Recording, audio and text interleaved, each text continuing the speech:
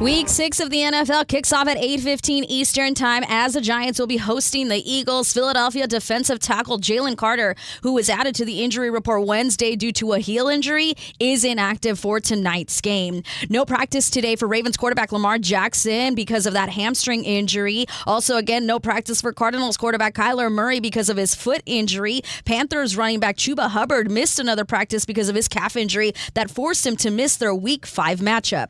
In baseball, it's Game 4 of the NLDS where the Dodgers lead the Phillies 2-1 in the series, but right now they are scoreless. It's the top of the 4th inning, and it is win or go home for the Phillies. The Dodgers also replaced reliever Tanner Scott with fellow reliever Justin Robleski on their NLDS roster. Scott is now ineligible to be on the team's NLCS roster if they advance.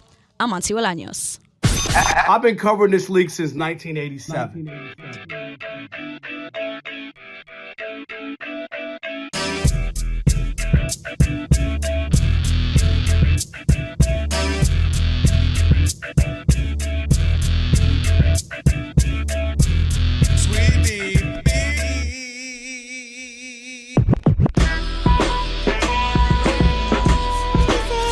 Can this sports writer and this sports fan share a radio show without driving each other crazy? Now, live from the Fox Sports Radio studios, here's Fox Sports Radio's Odd Couple, Rob Parker and Kelvin Washington. Password. Ack, dack, Enter, brother.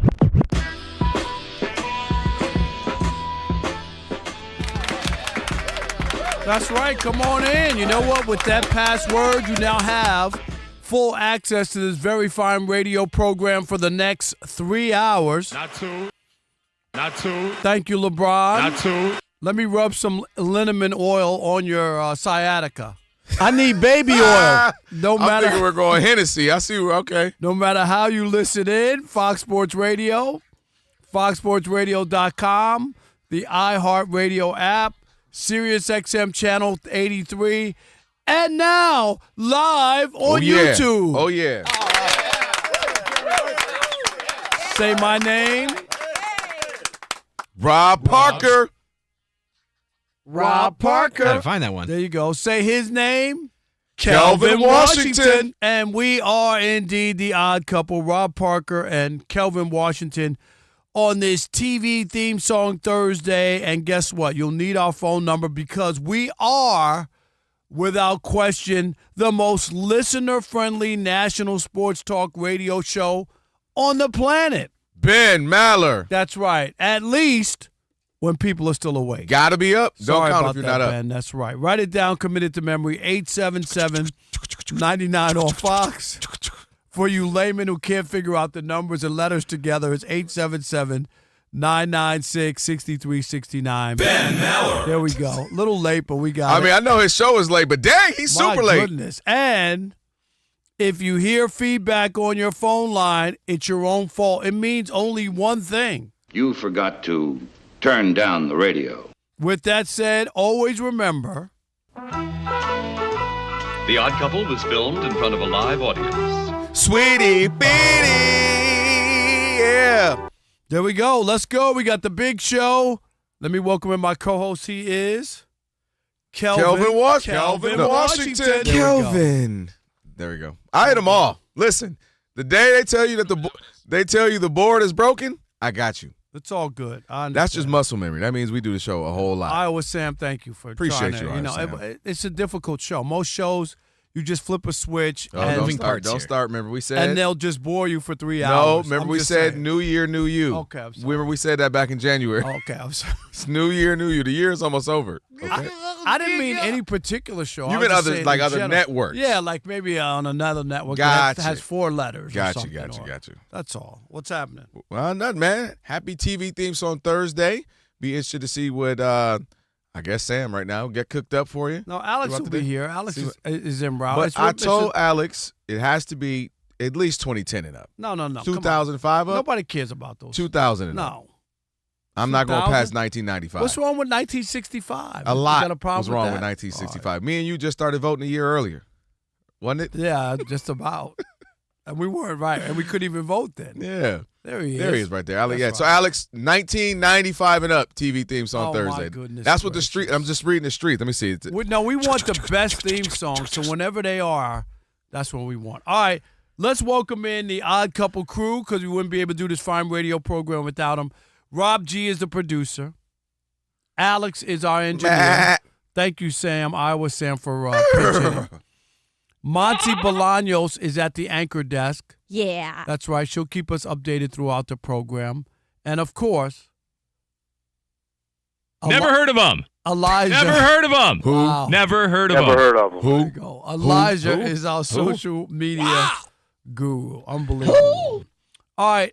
That's definitely going to be in his exit interview. Yes. So why are you leaving, Elijah? Y'all never heard of me. I'm putting blood, sweat, and tears. I'm giving Rob stuff at 2 a.m. And you never heard of me.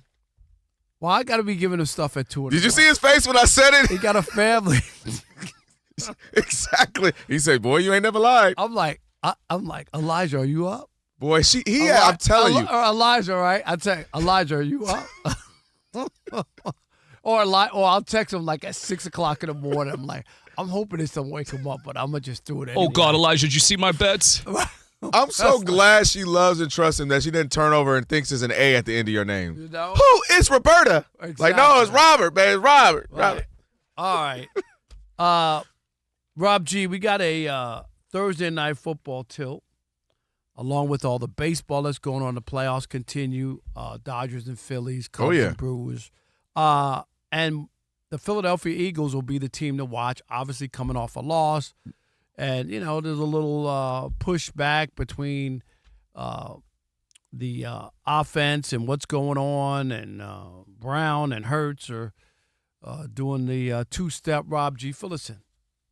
That's what I'm here for. Set the table. I didn't say that. Wash the dishes. I did not say that. Vacuum the carpet. Did I say that? That's what it feels like. I mean, you do always say you're an old man, and that's all old people do. But Rob G, these are my keys. I'm just saying. Wow. Wow. Rob G. One day he's going to drive off. Let me and tell not you come something. back. Can I say something? Sure. That's nothing compared to what's happened to me in my life where I've been handed Tell him. Standing in front of a restaurant after I paid $200 for a meal, and they're like, can you get my car? No, I'm waiting for my car. Do I look like I'm a valet? And the guy goes, well, you do. The difference is they didn't know you. You do know me, and you still asked me to do all this stuff. Yeah, he got you there. But in any event, yes, the Philadelphia Eagles, New York Giants, big game tonight, Thursday night football. And you touched on it briefly. The Eagles' offense has been stuck in the mud relatively all season. They're averaging just 262 yards a game, down over 100 from last season. And while they're great in the red zone because of the tush push, everything else is down. Jalen Hurts' passing yards per attempt is down. Saquon Barkley's rushing yards per game and yards per carry coordinator down. Devontae Smith, New A.J. offensive Brown, coordinator. receptions and receiving yards per game down. New And all of offensive which has coordinator. culminated with Saquon Barkley, Jalen Hurts, and A.J. Brown having a powwow earlier this week, which they didn't mean to get public, but of course this thing always becomes public, Alex, how come that's not racist? Powwow? No? to try to figure out what's going on, how do they fix it, how do they all get on the same page. And I guess we'll find out in about an hour whether that meeting had any kind of value. We talked about this a lot last year with the Kansas City Chiefs, and that something seemed a little bit off. That something they were finding ways to win a game. They were finding ways to get the lucky plays, or the fate seemed to favor them. And that's kind of, it's funny that's what we're doing now. And at that time, they were the reigning Super Bowl champs, and now we're kind of seeing the same thing with the Eagles, where we come on the Monday after a game, and we go, well, they won. That's all that matters, but it didn't look good, or thank God for the block kick. Last year, you didn't complain about the offense and about him throwing last year? What do you mean? Yeah, I said no. I said no. I was Last year you said he was the weak link, and that they were running the ball. They were the 29th passing team last year. But that was it. And they were the second rushing last year team. you said going into the Super Bowl that's why you thought that they couldn't win or something because if he had to right. pass. If it's a shootout. Right. Okay. So but I have no idea what that had to do with anything we're talking about. Well, because I'm talking about the Chiefs and how the Chiefs. We all were saying, man, the offense doesn't look right, and yet they were still able to go 15-2 and ultimately get to the Super Bowl. I don't think that they were as bad as the Chiefs were, but go ahead. Well, they are as bad. Actually, they're I'm worse. talking about last year. I don't believe they are statistically worse right now. Rob G just told you the numbers. Last year? They're looking at the Eagles this year. I'm talking about the Eagles last year during the season. No, I'm not. I'm saying the Chiefs last year, who were the reigning Super Bowl champs, we had issues because the offense wasn't the greatest. Patrick Mahomes had to talk about it. I know I'm not right now. I'm not the greatest. The team ain't looking the greatest. I'm saying it's ironic that the team that was the reigning champ then, the Chiefs, is similarly happening to the Eagles this year, the reigning champs, where the offense looks bad to almost 100-plus yards per game down. Saquon Barkley's running crazy 2,000 yards down, averaging 30-something yards a game. 30-something yards a game? It wasn't going to happen crazy again. right now. They're the greatest offensive line last year. 3.1 yards is terrible. Yeah, I get it. And then when you start to look at their rankings right now, it's like concerning. They're 31st in passing yards per game. They're 25th in rushing with 99 yards a game. He's averaging 3.1 yards per carry. So something's going on. But also to me, that concerns me. Not the new offensive coordinator. That doesn't factor in at all. The Lions got an new offensive coordinator, and they rank basically number one in just about everything. But everybody's not the same, and everybody doesn't do the job at the same. The Lions hire within the building, correct? You were mad at them hiring within the building. I know, but I'm just saying, okay, but the new offensive coordinator, I'm asking you think it has anything to do with the Eagles? 105 yards less a game? I'm giving you some. Okay. 105 yards less is crazy. Being the second rushing team and now you're not is crazy right now. The 25th rushing team, you go from second. So there's offensively something's wrong. But more concerning for me, Rob, because things happen. You can be down. It's early in the season. I understand that. But more concerning for me is what's going on within the building. Is there some disconnect vibe-wise, chemistry-wise, personally, between A.J. Brown and specifically Jalen Hurts? We've gone through this last year, and they were able to work it out. And, we had a kumbaya moment. We talked it through. Then the book comes out. Then we go into this year. We've already had 2 instances where A.J. Brown has spoken up. Well, I don't know why the offense can't be better. I don't know why we're not doing this. And I understand his frustration. He believes he's a top-tier, top-3 receiver, and he's getting treated like he's a 4th, 5th stringer by not getting the ball. So I can understand his frustration. Then you get the quiet Devontae Smith, who generally doesn't say much. He's coming out and talking about it. So now they just had to have a players meeting, and they're trying to say, it wasn't like a typical players-only meeting. It was more of a friends getting together, which I've been saying they should and stop telling us as much. But I'm just concerned, is there something going on where they're not on the same page and it starts to affect them within the locker room? That's a big concern for me. If it were just, hey, the offense is down 20, 30 yards a game from last year, all right, new coordinator, things happen. Down 100-plus yards a game is crazy, Rob. I just want you to explain what would be the disconnect. They're not new. So you're saying they have a personal beef, and that's why the numbers are down? I'm saying it's something. Yeah, I'm saying. You think that's what it is? A.J. Brown continues to make it a point. Last year, we literally were 2 weeks ago, he had 100 and some odd yards. Yes. That was 2 weeks ago, right? Okay, so then the next week he doesn't have a big game. And he comes out and talks about it. But that's what I'm saying. So it's not like Jalen Hurts isn't throwing them the ball because they got a personal beef. I don't know where the personal part would come in. It doesn't have to be. Because what would be personal? That's what I'm I'll asking. answer. Personal doesn't have to be you call my girlfriend of this. Personal to be I don't like the way you play. I don't like the way you're. But so he had 100 yards 2 weeks ago, and then so he threw to them that week. But then do you know how many he had the next game? No, but I'm asking you. Do you know where he is in comparison to where he should be? No. In comparison to a $100 million receiver? No, it's not where you should be. Because the goal is to win football games. Clearly, but you're saying that from a point. Get that. Clearly, that's not the goal with A.J. Brown. No, that's fine, but that's not. A.J. Brown clearly wants to win and get the ball. That doesn't mean that that's the right way to do it. I didn't he's say selfish. It was. I'm saying there's clearly. I've talked about it. I wish he would handle it differently. He's selfish. I've said it. But what I think he's saying is we can't continue to operate. When you look at Super Bowl champion teams, they usually are in the top 5 offensively over the last decade or so. They usually finish in the top 5. Last year, the Eagles were a top 7 scoring and a top 7 offensive team. After year 5, you're saying that they have no shot to move up or get better after 5 weeks? Offensively? Yeah. Oh, I don't think they'll get. You don't go 105 yards. Okay, so they're not going to get any better offensively? They can get better. They got so much talent that they can get better. That's what makes it weird, Rob. If I told you on paper, I just don't get the you got personal Jalen part. That's where I disagree with you. I understand the struggles, but I also know that teams struggle sometimes to start a season. Year after year between those guys. No, but that's fine. He'll never be satisfied unless that's fair. Okay, so he's one of those guys. And there are a lot of receivers who they don't care about anything. They just want the ball, and that's all. So that I get that. That's a diva mentality.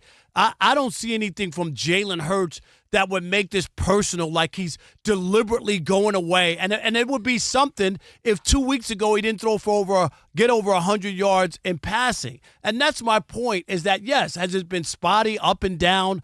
I just don't think it's personal. And if they continue to lose, if they win today and they have a comfortable win, now what? Now what? Okay, they should beat the Giants. And I just think But don't you that think that's problematic? And you go forward. Real question. Don't you think that's problematic? I get what you're saying. I totally get what you're saying. Because if they play well and win tonight, what was the story? Let's say they play well and win, but A.J. Brown gets 2 receptions for 22 yards. It's an A.J. Brown problem. Then that's what I'm saying. There's something going on. You're saying it as if I'm saying Jalen Hurts is a bad guy. When you say personal, I'm saying A.J. has an issue with Jalen because we've gone through this now for a couple of seasons. Whether it be you aren't looking my way, I also think there's a disconnect in what they view as open.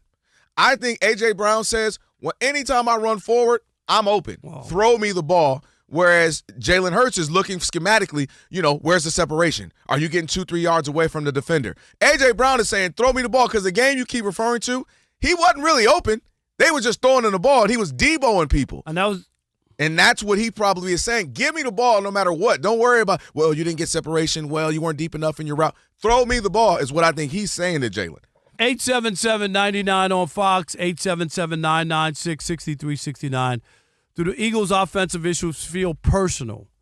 Is there something more going on beneath the surface between A.J. Brown and Jalen Hurts? We'll continue that conversation next with you. It is The Odd Couple on a TV theme song Thursday right here on Fox Sports Radio. Rob Parker, Kelvin Washington. Stick and stay. America.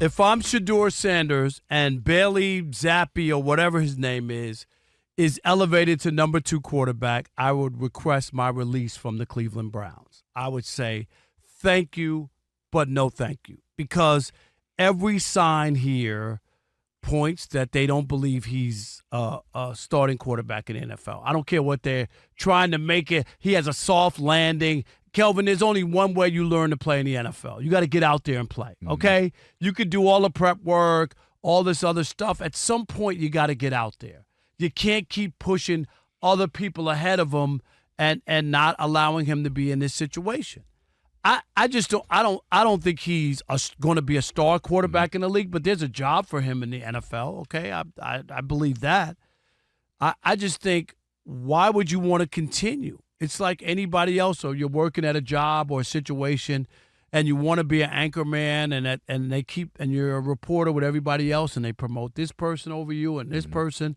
At some point, they've told you what they really think of you, right? Keep in mind, we're not talking big-time qualified people either. It's not like it's Zappy. It's not like, Right, okay, like Zappy won a Super Bowl or something 2 years ago or whatever, or had enough success and maybe he was hurt and that's the reason that he's not where he should be. These aren't the guys. That's what I'm trying to say to you. I knew Dylan would be the guy, I did, because he was drafted ahead of him. They moved up to get him. They wanted him, okay? So I'm not surprised by that. But at this point, it should have just been today. Shedeur wasn't up the backup quarterback. What? That's so hard. Did you hear what I just said? Was that so hard to say for the Cleveland Browns, who will go anywhere but to the back of the bus? I mean, like, seriously, what in the world are they doing where they can't say that? My God, okay, he could be the backup quarterback. You could put him out there. He could be terrible, and you could say, okay,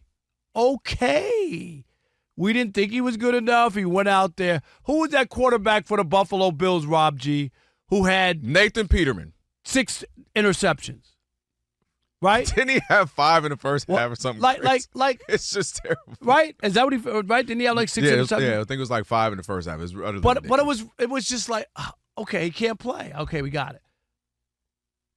I'm dead serious. If I'm Shador, miming, hanging out in the clubhouse, selling jerseys, if that turns you on or whatever, I just wouldn't want to be in Cleveland. I would ask to be cut or released, whatever you want to call it. I almost want to say quit, but you don't want to quit. You know what I mean? But I'm saying you can't quit. Request to be released if I'm Shador Sanders. The Browns are just a very weird organization when it comes to the quarterback position. They've now had 41 quarterbacks. If you look at the teams that have been bad over the since 1999, with the Browns being included in them, you look at other teams that have not been great since 1999. The Commanders have had 28 quarterbacks. The Dolphins have had 27. And then you get to 41 with the Browns. So clearly, teams that fluctuate quarterbacks all the time, we know don't have success. You look at the ones that have stability, and that is the Patriots. They only have had 7 or something. You look at the Steelers. They had 9.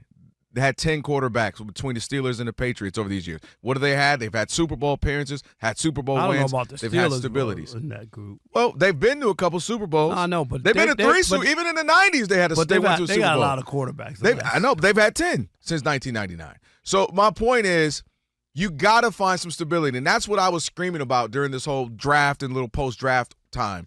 My thing was, play Dylan Gabriel. If that's your guy, if you believe in him, and that's who you picked, obviously, ahead. You picked him in the 3rd round. Play Shador Sanders. Find out what he's got, because that's what you need to be doing. Finding out what you have or you don't have so you can finally find your guy. Because you know what you are? You're in a division that has Lamar Jackson. Maybe they don't want their guy. Maybe their guy's in college. But then you play these guys. They're obviously not going to be great if they're not the guys you want, and you roll right up in there, and you get another pick. You get finally settle on your guy so you can be settled. That's why the Joe Flacco plan was strange to me. We know what he is. He's 62 years old. That wasn't strange. But to me, because I'd rather roll Dylan. Last year they won 3 games. Like you say this as if the coach and general manager have jobs for life. Like seriously.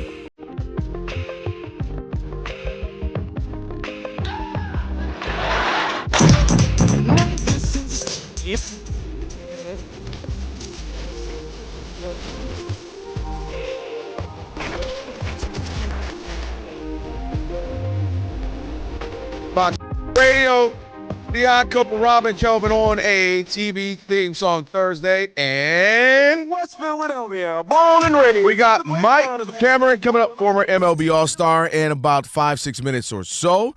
Don't forget, you can check out our brand new YouTube channel. Do it! We're on there right now, simulcasting. You can see Rob and I if you're watching. That's right. You can check us on YouTube by going to Odd Couple FSR on YouTube. Search Odd Couple FSR, and when he's going to throw up at that point. He was mad at somebody. Do it! He had enough. Do it! That's what Alex was saying in the car with those cars just stopped. Jesus. Just move, just do move, it. Just get out the way.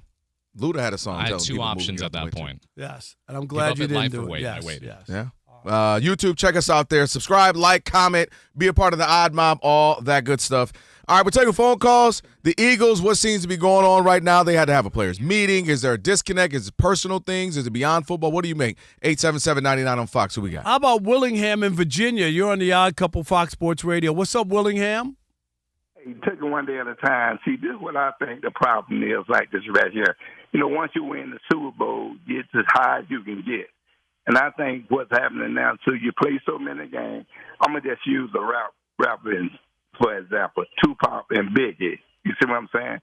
Once they got like this right here, like you got a receiver, you got a quarterback, then you got a running back. See, what the receiver is doing like this, he got his brand that his contract may have bonus in it. He got to do a certain amount of catches, for the season and stuff like that. He got to keep his sacks and stuff up.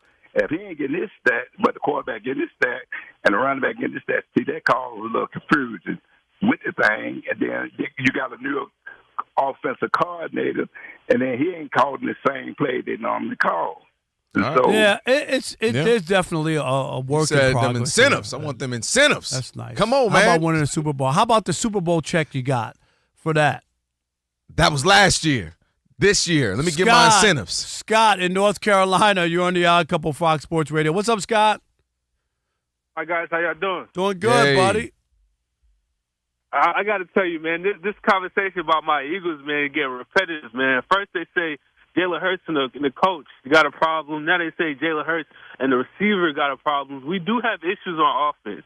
We started off slow last year. We started off slow this year. It's a full year for us to figure everything out. We are the Super Bowl champs. Everybody's putting their best foot forward against us. We're not as healthy. We don't have that great O-line that we had last year. Yes, there you go. It's a work in progress. But especially that O-line last year was unbelievable. Oh, both the offense and defense. Right, but I'm just saying, offensively, like. Hey, let me ask you this real quick. You as a fan, I totally get like some of the stuff you're saying, but why does it seem like we don't have typically these conversations where it does seem like something's going on regularly, annually, like 2-3 times a year with the team? First of all, we in Philadelphia. The fans crazy, media's crazy in Philadelphia, so there's always going to be something going on. Secondly, we do have a problem with our offense. Our offensive line is not good. Saquon Barkley is not getting the production we have, and Jalen Hurts doesn't put the ball in harm's way. So I understand A.J. Brown getting mad, but Jalen Hurts isn't going to force him the ball. There you go. And he's going to stand by that principle, and that's what's going to win this game. I love it. I love it. Don't force the ball just to make somebody happy. Dion in Texas, you're on the Odd Couple Fox Sports Radio. What's up, Dion? Hey, what's up, Rob? What's up, Kelvin? Thanks for having me. I will say this. Kellen Moore, they do miss him. Kellen Moore called a better offensive game for Philly, and Kellen Moore kept them in rhythm. I think the offense will improve. This new coordinator that they have, he has to put the team in a better position. But A.J. Brown, man, despite being 4-1, he does have some valid points. If it weren't for 4 drop passes in week 1 and 2 blocked field goals, man, you'd be lucky to block a field goal once a year. They blocked 2 in the same game against the Rams. Same quarter. Despite that, man, in the same quarter. So they're 4-1 despite all that. Hurts is still the weakest link of that team. He got to be better. Yeah, that's why he was the Super Bowl MVP last year, because he was the weakest link, and that's what everybody said the game plan was last year. That's still the truth. And that's still the truth. And guess what? And he won the Super Bowl, and he delivered every throw that they needed. So you could be that's a great weak link to be. And I'll sit here all the time. All that talk. Oh, just stop Saquon Barkley and you'll beat the Eagles because that's all they are. All they do is run the ball, stop Saquon, and you'll win the Super Bowl. Guess what? It didn't happen. Did you want to put the camera on you? No. That's what I thought we were headed. Put the camera on me. All right. We got Mike Cameron on the way, former MLB All-Star. Put the camera on me. There we go. I'll give you some dap on that one. That was a good one. Come on, man. He better caulk up that crack. Hey. That was yesterday's news, okay? Monty, were you here for that? He's cracked. Were you here He's for the caulking caulking up the crack? I was here, but why does that sound like I missed it? He better caulk up that crack. We were talking about the plumber that and I came didn't by want to his see house. it. He had to caulk around our faucet. Gotcha. And I was just like, I know there was a crack showing. No, you were a little too excited about the crack. There definitely was. Am I right? There definitely was. He had on a little jean denim onesie on. Like he had on, like it wasn't like a separate. I see, thing. like an overall. Yes, well, he had a full overalls. Yeah, Yes, that's exactly. Okay, all right. Tight pants. Oh God. Tighter pants. The shorter shorts. Where did this come from? I mean, you said it. reading the itinerary for the that's Golden Girl cruise. Tighter pants. Tighter pants. Tight pants. Tight pants. The shorter shorts. Okay, cool. Check. Check. Right. That couldn't have been it because I didn't say where's the bring Ben game. Rob, you know how it's not tampered? It's because Chris is in this one. The shorter shorts. Chris said right. He said right. He did He say was right. there. He The was there. shorter shorts. Yeah, you can hear him say right. The shorter shorts. Was that Chris? The shorter shorts. Look, I wasn't writing your shorter shorts, so it wasn't me. All right. That was Monty. Chris. All right, guys. Week 6 of the NFL kicks off in about 45 minutes from New York. Giants and Eagles. Philadelphia is going to be without their defensive tackle, Jalen Carter. He was added to the injury report on Wednesday due to a heel injury. He is officially inactive for tonight's game. A couple players that have missed practice yet again. Ravens quarterback Lamar Jackson because of the hamstring. Cardinals quarterback Kyler Murray because of his foot injury.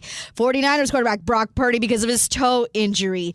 In baseball, we've got the Phillies and the Dodgers. It's game 4 of the NLDS where the Dodgers lead the series 2-1, and there's only been 3 hits in this game.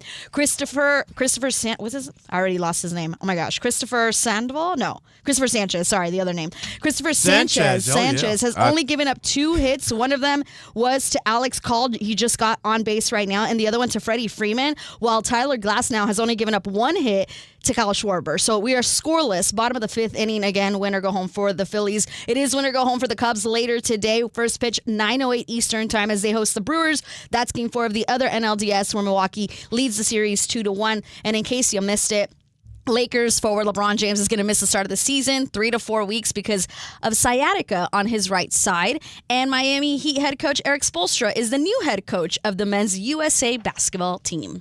Back to you guys. All right. Thank you, Monty. Jess. Appreciate it. I couple Rob and Kelvin on a TV theme song Thursday. And aches, you got pain. Well, it sounds like LeBron could use in the leave right now. Talking about the aches and pains that sneak up on you during the holiday hustle and bustle. Leave can help you forget the pain, make happy memories instead. With just one pill, that's right, Aleve provides up to 12 hours of body pain relief so you can keep moving. Use as directed. And as we promised, joined by Mike Cameron, former MLB All-Star, M. Cameron 44 on X. Give a follow. Mike, what's going on? What's happening, Mike? What's up, fellas? How y'all doing? Doing good, man. Great. October baseball. That's all that matters, right? Yeah, that is true. When you in it, definitely that's all that matters. Definitely. No doubt about it. I want to start with your former Seattle Mariners and their big game tomorrow against the Tigers. And Mike Cameron, of course, he was traded for Ken Griffey Jr. Yeah. I mean, talk about that. Man, let right? me tell you, the icebreaker. I'll be bringing that up for no reason. Right at the party. Now, I was traded for Ken Griffey Jr. Just to I just remind want you to know that. Hey, man, anytime, you get traded for a pillar in the game, man, it's always something that I can always look back on. But at the time, man, it wasn't good for my mental. Right. Because of the situation. But other than that, it worked out good. I'm glad I got a chance to play in Seattle because now that is a part of my home. That's, I actually work for the team. Right. So, and so I got a chance to really get my identity out in Seattle after chasing the ghost of Ken Griffey Jr. around out there and kind of made my own, and the people took me in, man, and everything worked out well. We had a good team. We won a lot.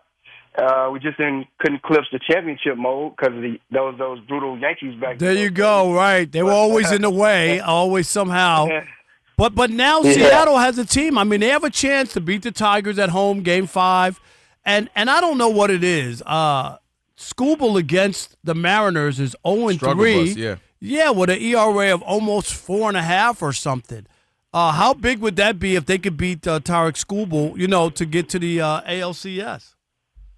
I mean, one thing to do is to beat him 4 times is going to be a tough task. I mean, just going up against him in general is a tough task, man. That's the reason why he's been, previous Cy Young winner and been as good as he's been over the last few years because he has that type of stuff to dominate a lineup at any given time.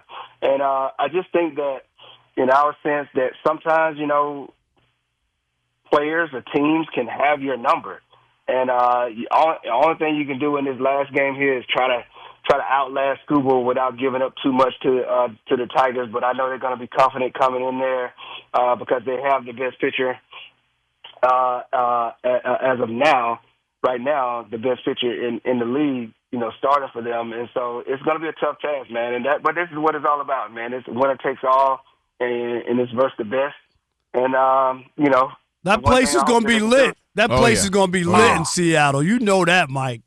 Oh, man, it's going to be crazy, man. Seattle's always crazy anyway, because of the history, only getting there a few times, and then it's just been like a very dry spell for many years, and now these people have a chance not only have a team to beat the Detroit Tigers in this ALDS, but also feel really good about the chances of possibly, playing the ALCS against Toronto and in the World Series. This is the type of roster that they have now that's capable of doing that. And it all starts on the mound. Every game is started by the momentum is started by the starting pitcher. And so if you can do that and try to outlast, one of their great guys over there, you're going to have to give yourself a pretty good chance, especially being at home. Well, you mentioned, I actually, even though, I was rooting for my Tigers, but I picked the Mariners to get to the World Series. So, Did you really this year? Yeah, remember, I had the Dodgers-Mariners, what I had. Dodgers-Mariners and Dodgers winning it. Let me ask you this. You mentioned, obviously, the chance they're competing for a chance to go and play the Blue Jays, who just beat the Yankees. So what about the Blue Jays? Are we ignoring them? Obviously, we saw what Guerrero Jr. did. He was going crazy during that series. They're a flawed team, but how'd they pull that off? Yeah, beating the Yankees.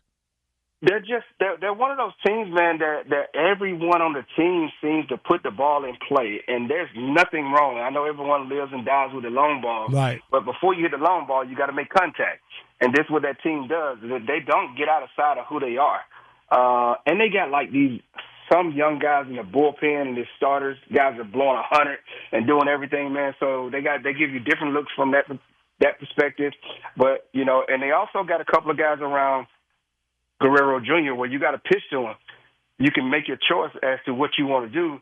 And but I couldn't believe how much the Yankees were pitching it to him, because Guerrero is not one of those guys that's just trying to go up and hit bombs. He'll hit the ball down the first base line. Yep. He'll hit doubles. He's line drives, and he puts the ball in play. And they don't chase a lot either. So when you get a combination of those type of things, you put a lot of pressure on the defense and a lot of pressure on the pitcher. I wonder about Anthony Volpe, the Yankee shortstop, and whether or not he was hurt this year, Mike, because you want to talk about a fall off, like by epic proportion, and you saw it this year. Fielding wise, he made a ton of errors at one point. Then he stopped with that, and in this playoff series against Toronto, I think he struck out every time except 2 or 3 times. At the plate, he struck out like over 12 times in this series. Does he look hurt or something, or what? How could somebody fall off like that? Well, I'll tell you what, Rob, just looking at it, and then being an ex-player and just kind of like understanding what's on the diamond and what goes on behind the scenes. I've always been a fan of Volpe, but on defense, if you're playing shortstop, you got to catch the ball. And I think he got a little bit lazy with his footwork. Mm-hmm. And then I heard he had like a injury or something like that. So psychologically, when you get an injury, man, it makes you feel like you got to do something different at the plate. Whether in his case, it was like he had to speed up some, and he also has some mechanical flaws, and he also chases. So you can't have all 3 of those things come together and think you're going to have success in the big leagues, especially now with the way these guys are throwing a baseball, 100-plus mile an hour, 97, at least 96 to 100 miles an hour on every single day. I think the one thing Volpe tried to do was he tried to become, I think he had a 2020 season, and then everybody thought that he's supposed to become a home run hitter. Right. And this is really, they brought him up really early. And so it takes a couple of years for young players to gain some at-bats and get a feel for who you are as a player. And by him coming up young, coming in to play shortstop for the New York Yankees, and they are always on go trying to win, the crowd and the fan base really jumped on him because, man, like, we're trying to win games, and we're playing at a deficit because of the way the young players playing. But in reality, it just takes time to mature as a player also.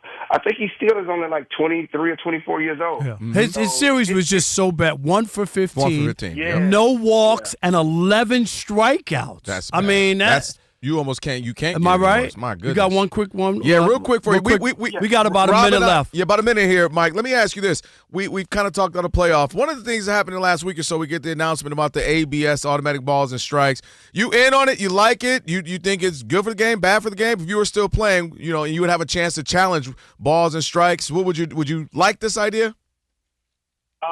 Just me being a part of the minor league system, being in player development and going down and seeing it, man, I think it's going to be a benefit. It's already hard enough for guys to actually judge the strike zone with the velocity of the balls coming in and the smaller strike zone system. So I just think that helping guys get it right, I don't think it's going to be a problem. I think the guys adjust to it a little bit better because most of the young guys are coming up. I think maybe the older guys will have a problem with it, and some of the veteran pitchers. But for the most part, man, I think it's going to be a good idea. Mike, here's my scare. This is what scares me, really, and I know we got to go. What this scares me, is that you just have to nick that box and not throw the ball over the plate, and I'm fearful.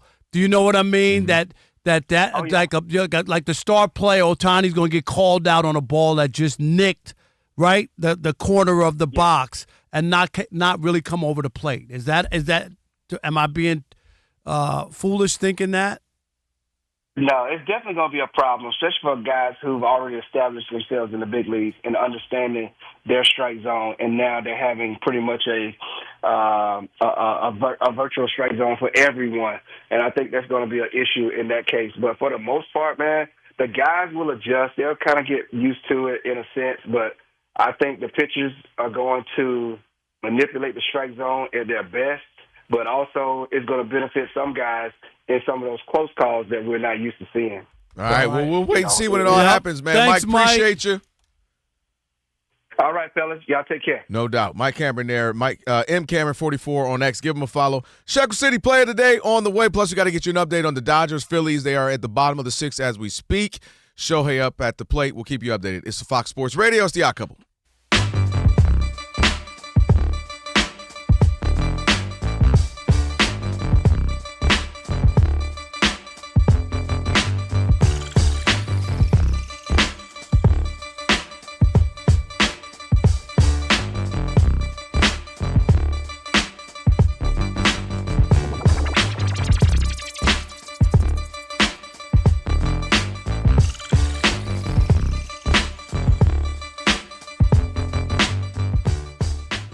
Connolly from The Guardian. Now, if you don't know who that is, you should know because we talked about it on this show. He had Bill Belichick to North Carolina a full week before anybody else did.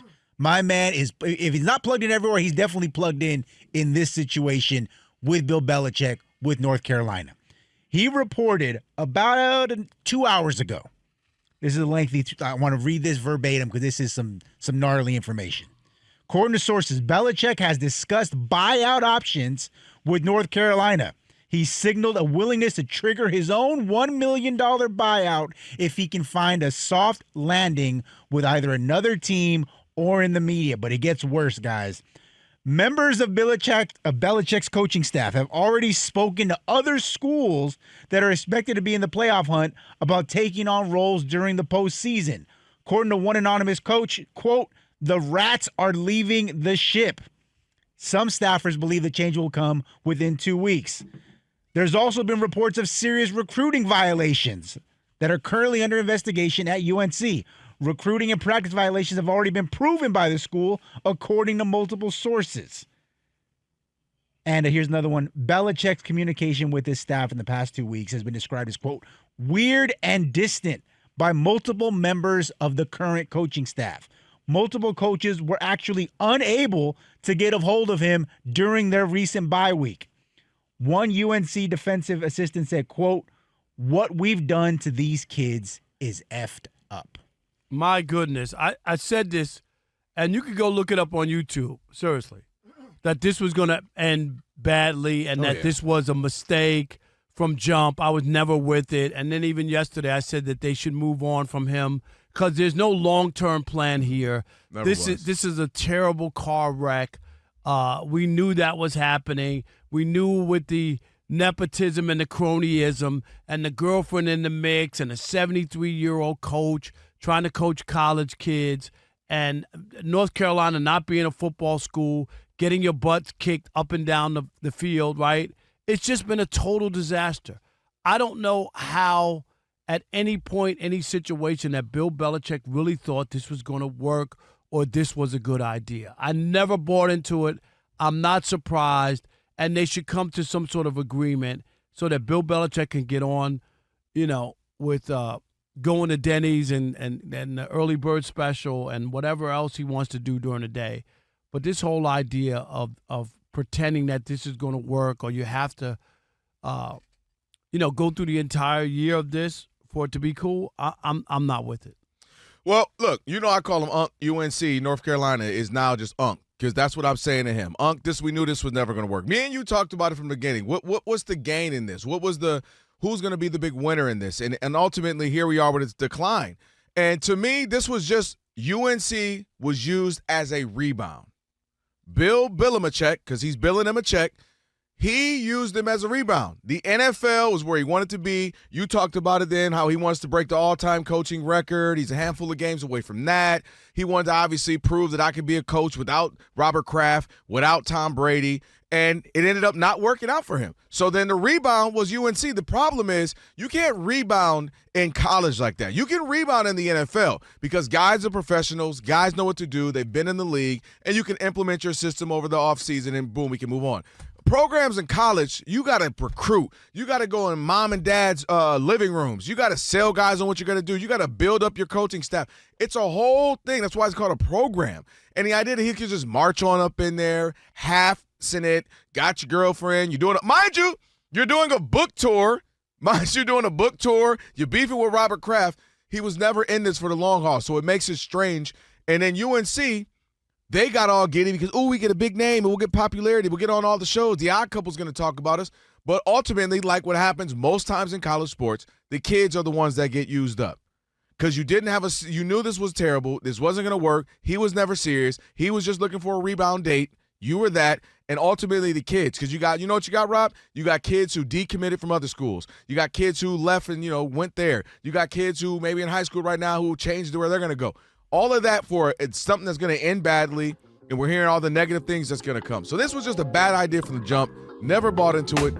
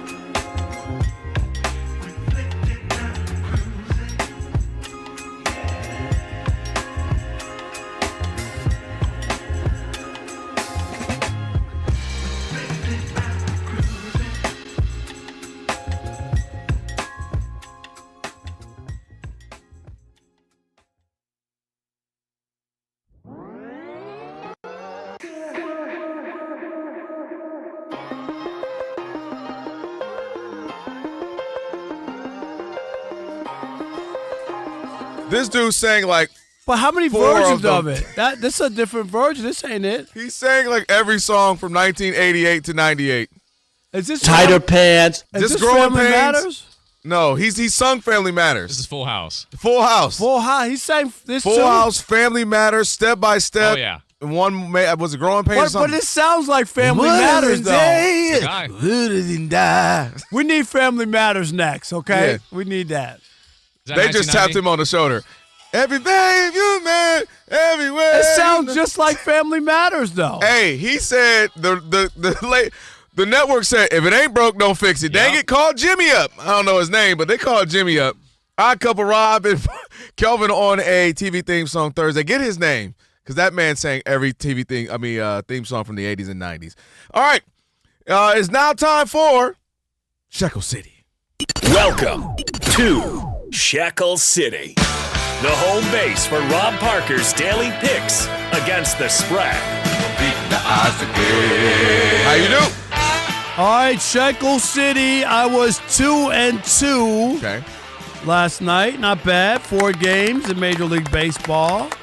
36-32. Let's go for tonight. What you got? I got best bet. I got the Eagles minus 7.5 against the toothless New York Football Giants. Can't argue with you there. All right, I'll take that. Eagles by 10. A.J. Brown, 10 receptions, 195 yards, 2 touchdowns. I'll do that. All right, I got the Phillies plus 1.5. Of course, these were all posted earlier. There's no score. Phillies trying to get out of a little jam here. First and second. 2 outs. First and third, 2 outs. So a big moment here in the 6th inning. And I have the Brewers minus 1.5 trying to eliminate the Chicago Cubs tonight in Chicago. So that's the other one. So there you go. I got the Brewers minus 1.5, Phillies plus 1.5, and the Eagles minus 7.5. And remember, Kelvin. What's that? I'm not telling you who to bet on. I'm telling you who I bet on. So I do that. I did do that. Did I do that? Did I do that? Did I do that? Do I sound like that? Do I sound like that? Your tire rack play of the day. And the 0-2.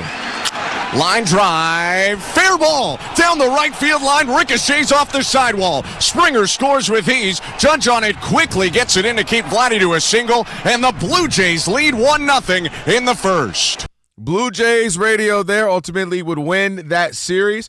That is your Tire Rack play of the day, brought to you by Tire Rack. And for over 40 years, Tire Rack has been helping customers find the right tires for how, what, and where they drive, ship fast and free. Backed by free road hazard protection with convenient installation options like mobile tire installation. They will come to you. TireRack.com, the way tire buying should be. And Sanchez got out of that. Yeah, he did.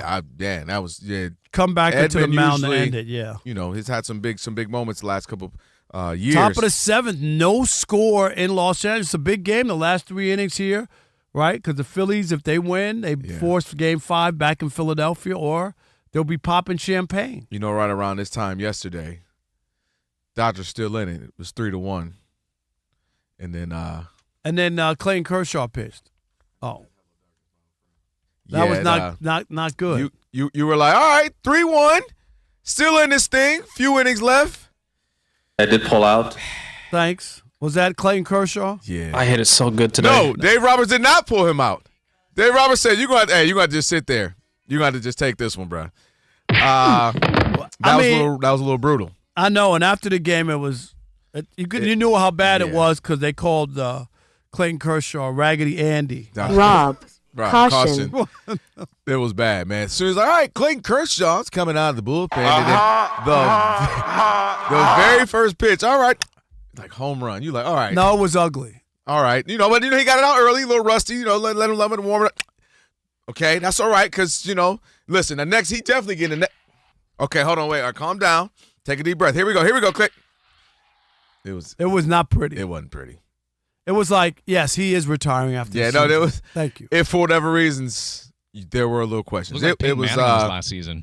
What's that? That's what he looked like Peyton Manning. Oh, Peyton. Peyton was just like, hey, defense, bail us out on 3. 1, 2, 3, bail us out. That Super Bowl was a parting gift because he had like 100 yards in the Super Bowl. That was 1,000% of football gods being like, you know what? You've done great. You've been a great player, great ambassador. Here you go. And we figured since your necks is fused together, we'll let you win a Super Bowl. Yeah. Good one going on, like you mentioned, though. Nothing in this one. Pitcher duel.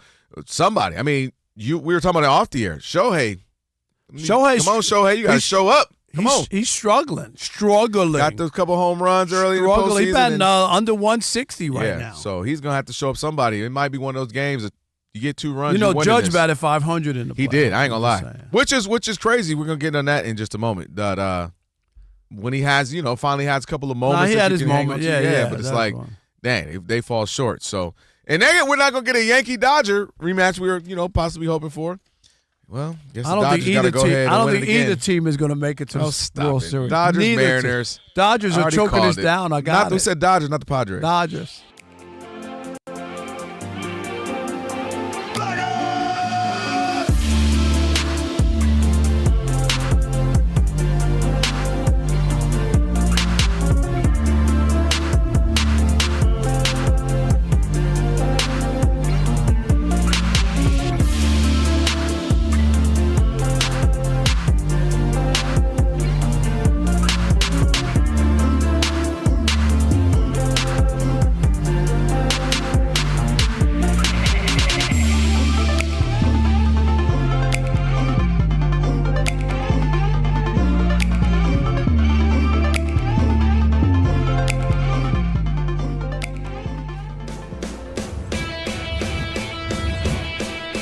Wake up, it's two pros and a cup of Joe, Fox Sports Radio. You ready? Yes. I'm Colin Cowherd. This is The Herd. You are listening to The Dan Patrick Show. It's the Odd Couple. You know what time it is. Let's get it. Fox Sports Radio. Bigger, bolder, and better than anyone in the game.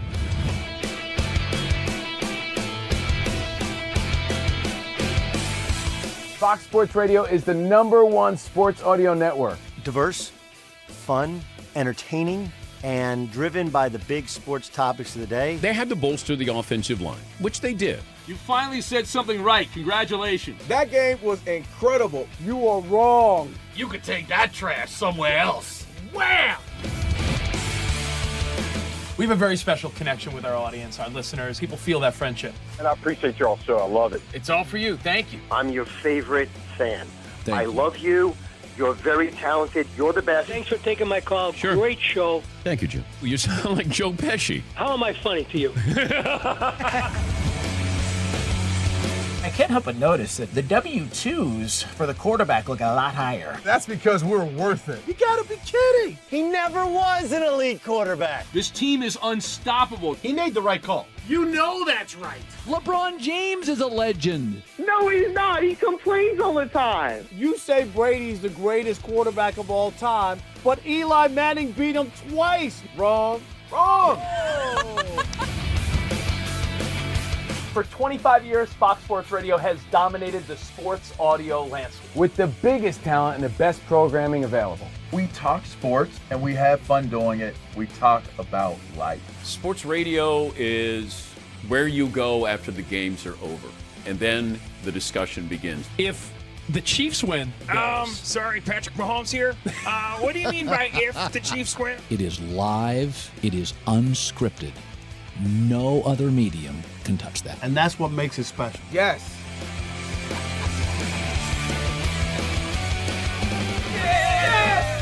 Who wants some?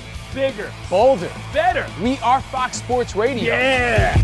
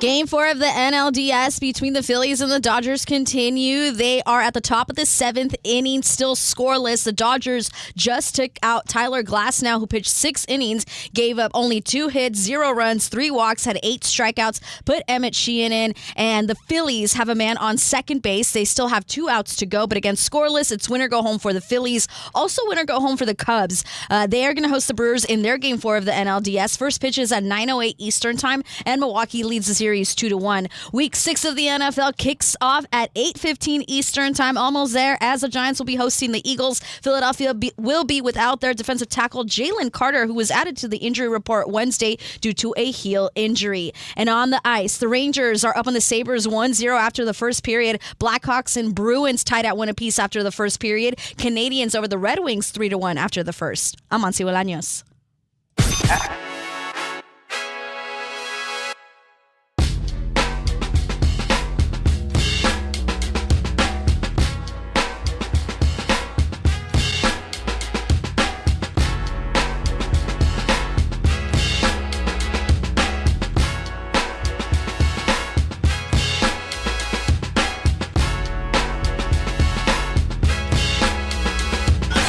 Can this sports writer and this sports fan share a radio show without driving each other crazy? Now, live from the Fox Sports Radio studios, here's Fox Sports Radio's Odd Couple, Rob Parker and Kelvin Washington. Hour number 2 on a TV theme song Thursday. And guess what? The Phillies are on the board. They are. Oh, my goodness. All right, aches and pains can sneak in during the holiday hustle and bustle. Aleve can help you forget your pain, make happy memories instead. That's right. With just one pill, Aleve provides up to 12 hours of body pain relief so that you can keep moving. Use as directed. Be sure to check out our brand new YouTube channel. You might be watching right now. That's right. Watch us live on YouTube. We're simulcasting right now on YouTube with video from of the two of us. Just search Odd Couple FSR on YouTube. Again, that's Odd Couple FSR. Be sure to hit the subscribe button. Don't stop there. Hit the thumbs up icon. Comment away. And let us know which one of us is doing the best, of course, or which one's the oddest of all. Check us out on YouTube and watch us live right now. Just search Odd Couple FSR and subscribe. Don't forget, coming up, bottom of the hour in about 28 minutes, it's Cierra Clark, one of the college kids. She joins us. Yeah. Yes. She's good. She is good. College kids been pretty good. They have been good, except for we're going to get on her because you remember she had told Which one, us, right? Alabama, was it? Yes. You remember that? You remember that? Yeah, I think I graduated with you agreed I with graduated her. And I was like, I'm not buying that one yet. And, of course, Alabama did beat Georgia. So we'll razz her a little bit. All right, update real quick. The Cubs and Brewers are starting about an hour, but it's 1-0 Phillies. There was a double play attempt. Yeah, tried to the pitcher tried to cover first. The ball got away. It put a runner in scoring position, and then the next guy, who was that? Castellanos, doubled to left field. So the Phillies are up 1-0, man on second, and there's only one out. Yeah. Oof. So and Monty was concerned when right when it happened, break. right, She Monty? was like, Sheehan's been, he was solid, and then that last outing we saw wasn't great, and now you wonder if he's a little shooketh from that. Yeah, he was great during the regular season, and then his last postseason appearance, which was short, it just was not something that left me feeling comfortable. So I wasn't sure what we were going to see, and we know that Nick Castellanos likes to perform in big moments. That's the only thing he does. Ooh. Right, but he does get hits. He does, but he does. Yeah, listen, you have a one. Even the other night, if you remember, Game 2 in Philadelphia. Oh yeah, he got the hit. Mm-hmm. You know what I mean? He wound up getting out at third base, but he gets hit. Yeah. The running wasn't great there, but he always tends to hit when it matters. Right, but this was what you A great always hit feel. down We third talk about base. this all the time. When you make a miscue in the playoff, it always seems to come. I said it to you right there. I was like, because that's what we've been talking about. Every pitch.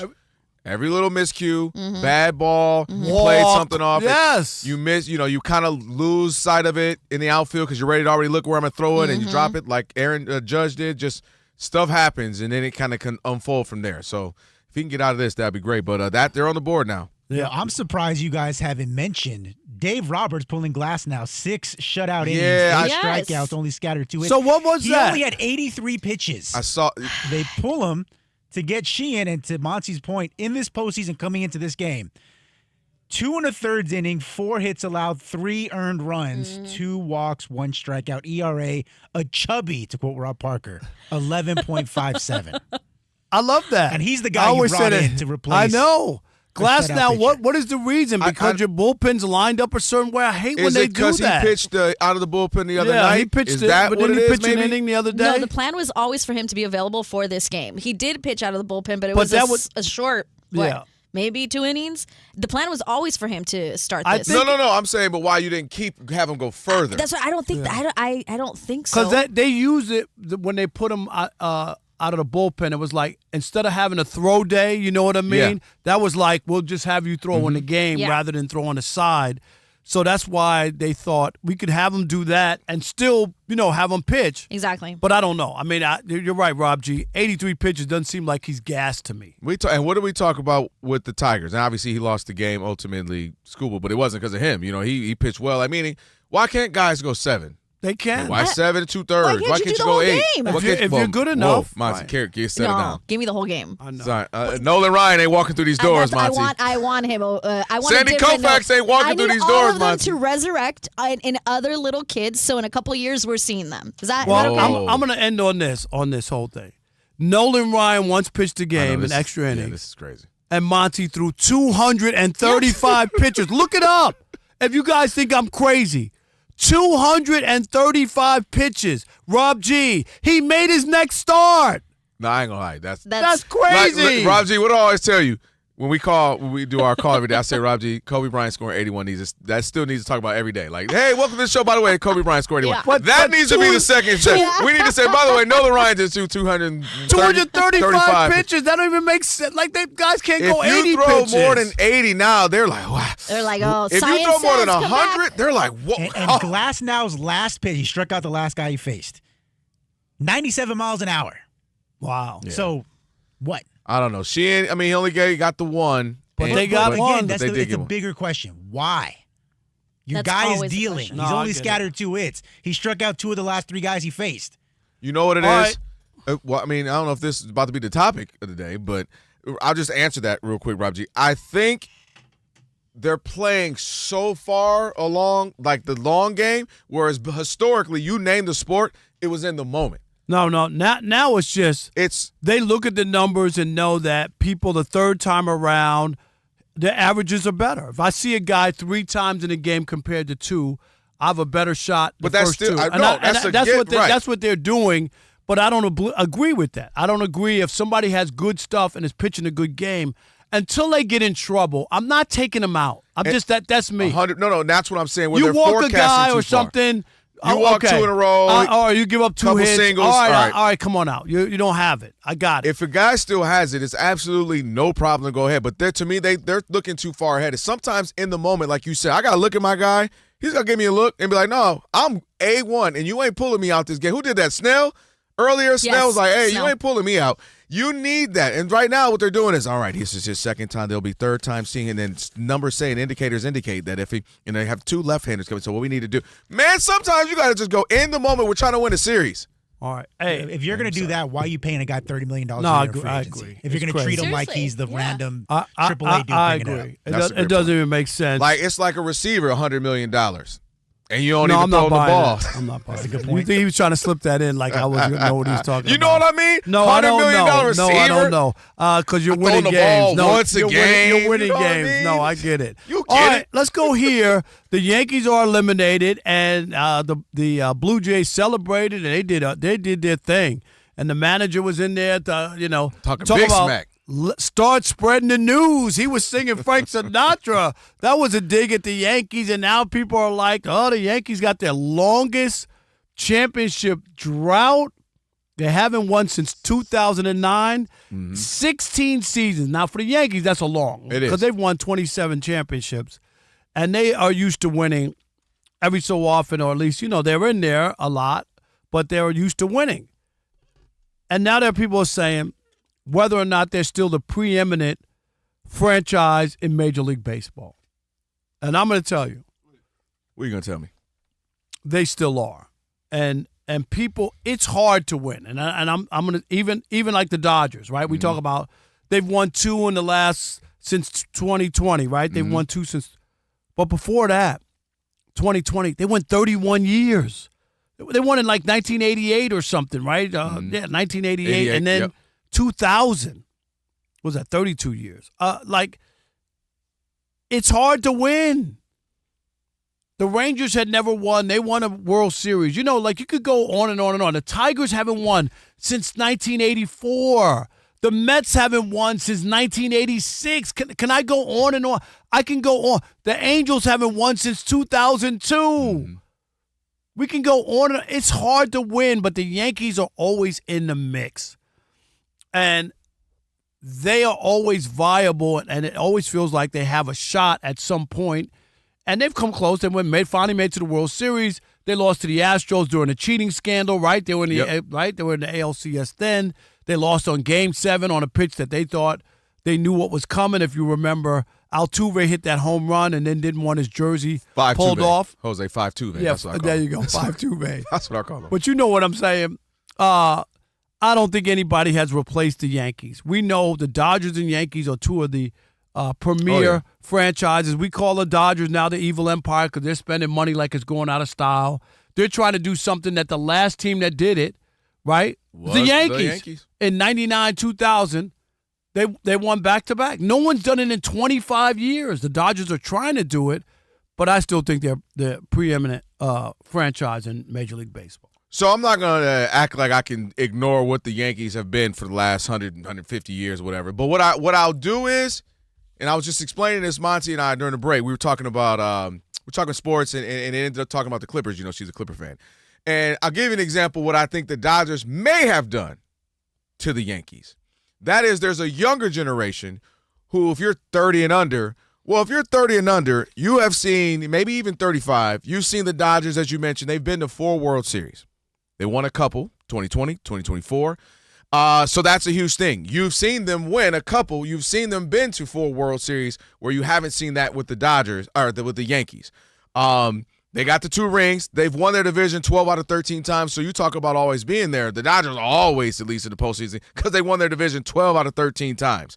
So what it reminded me of is they have a chance to kind of what the Clippers had a chance to do here in L.A. If you were a kid between 7, 8-ish to like 14, 15, well, when the Lakers were really bad those last 5, 6 years of Kobe run and they just were a bad team, all of a sudden the Clippers were really good and they were fun and they were exciting. It was Chris Paul. It was Lob City. If you were a kid, that was lit. Like, oh, shoot, dunks everywhere. Jamal Crawford handles, crazy plays, and that was a fun team, but they didn't win. And I was telling Monty earlier, they had a chance to maybe steal some of the shine. And that's what I think the Dodgers have done to the Yankees. The last handful of years, 10 years or so, take a little bit of the shine, just a little bit. Historically, nobody can top the Yankees, so I agree with that. But a couple other things where I know the Dodgers are making some dents into that. It might be the team of the now. When I got Hal Steinbrenner commenting back in January, and you and I talked about it, that the Dodgers' massive spending was, quote, difficult for most of us owners. When I got a Hal Steinbrenner of the Yankees who've been outspending everybody, the biggest spenders for the last 50 years, and all of a sudden they're like, I don't like what those Dodgers are doing. They're buying up everybody. It's not fair for the rest of us. That's when I knew the Dodgers are starting to become the evil empire and take some of the throne from the Yankees. When I got the owner of the Yankees saying, man, I don't like what they're doing, and I like Ice Cube's performance over Fat Joe's performance too last season in the postseason. But I think the Dodgers, because of the rings, because of all the play. Here's Monty Bolaños. Oh, what you got? Hi, guys. Oh, what just happened? She's doing her recording. Oh, okay. I thought I'm just looking like, did something just happen to Shohei hit a grand slam? Aaron Judge might come back next year. And my last point, too, is I also think, Rob, the Dodgers being able to get Mookie, keep him. Freddie Freeman, got him, keep him. Shohei, Yoshinobu, I think they have the big stars that are staying there, too. I think the star power is added as well. So, historically, I can't argue with it. I mean, the Yankees are the Yankees. But I think the Dodgers have made a massive dent the last decade or so and be kind of taking some of that, little bit of that shine and maybe becoming the team of the now. Okay. Even though the Giants have won 3 World Series in the last 20 years. Yeah, the Giants ain't it, though. But I know they're not. I'm just saying. But they've won more World Series than the Dodgers have. They have. Which is weird because, you don't look at the Giants that way, but they won 3 in 6 years. They were good. It's about a really good, nice little run. They did have a nice run. All right, 877-99 on Fox, 877-996-6369. I know they haven't won a World Series in 16 years, but are the Yankees still the marquee franchise of Major League Baseball? We want to hear from you. Give us a call, 877-99 on Fox. It is The Odd Couple on a TV theme song Thursday. Rob Parker, Kelvin Washington, right here on Fox Sports Radio. Stick and Stay? Stay. For maybe another Monty update years away.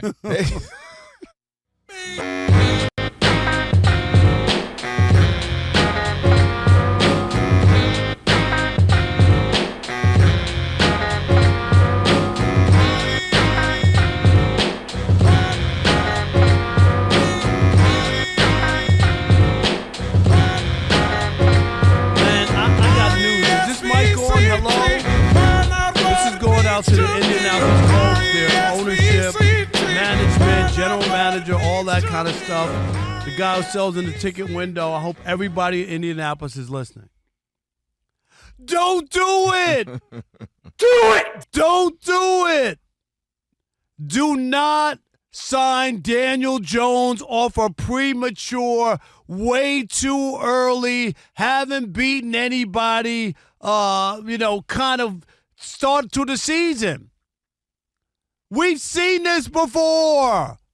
Do you remember the New York Football Giants picked Daniel Jones over Saquon Barkley after they beat the bad defensive team, the Minnesota Vikings, in the playoffs? You remember that? Mm-hmm. Oh, he's arrived. He won a playoff game. And then they went out and signed him and said, we're not going to sign Saquon. We'll sign Daniel Jones. And they realized they made a mistake right away. Dude, what are you doing? They've beaten the Dolphins, Broncos, Titans, and Raiders. Really? Don't do that. Don't do it. Daniel Jones, no. Can I give you an old TV reference? I'd rather have Barnaby Jones than Daniel Jones. And he's dead. No. Do not do it. Don't fall for it. Don't go for the okey doke. This is smoke and mirrors. Something's fishy here because they're not playing any good teams. Daniel Jones has plenty of tape. And it never went straight to the movies theater. It went to Blockbuster first. Yes, that's the kind of quarterback he is. Don't fool yourself. And I know what you're saying. Well, Baker Mayfield went somewhere else, and then it turned out to be great. For every Baker Mayfield, there's a Geno Smith, a Justin Fields. There's a plethora of quarterbacks who moved to other places and things didn't work out. So don't give me it's just a change of scenery, and they got a better offensive coordinator, and they had more weapons, and that's all Daniel Jones needed. And once he left the Giants, and he's going to be this guy. No. What happened with Minnesota last year? We talking about with Sam Darnold, right?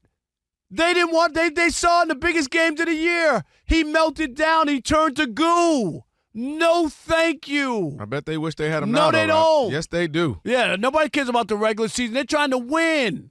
All I'm saying is, if you're the Indianapolis Colts, do not fall for the okey doke. Look at Daniel Jones. He hasn't beat anyone. I'm not giving this guy a new contract.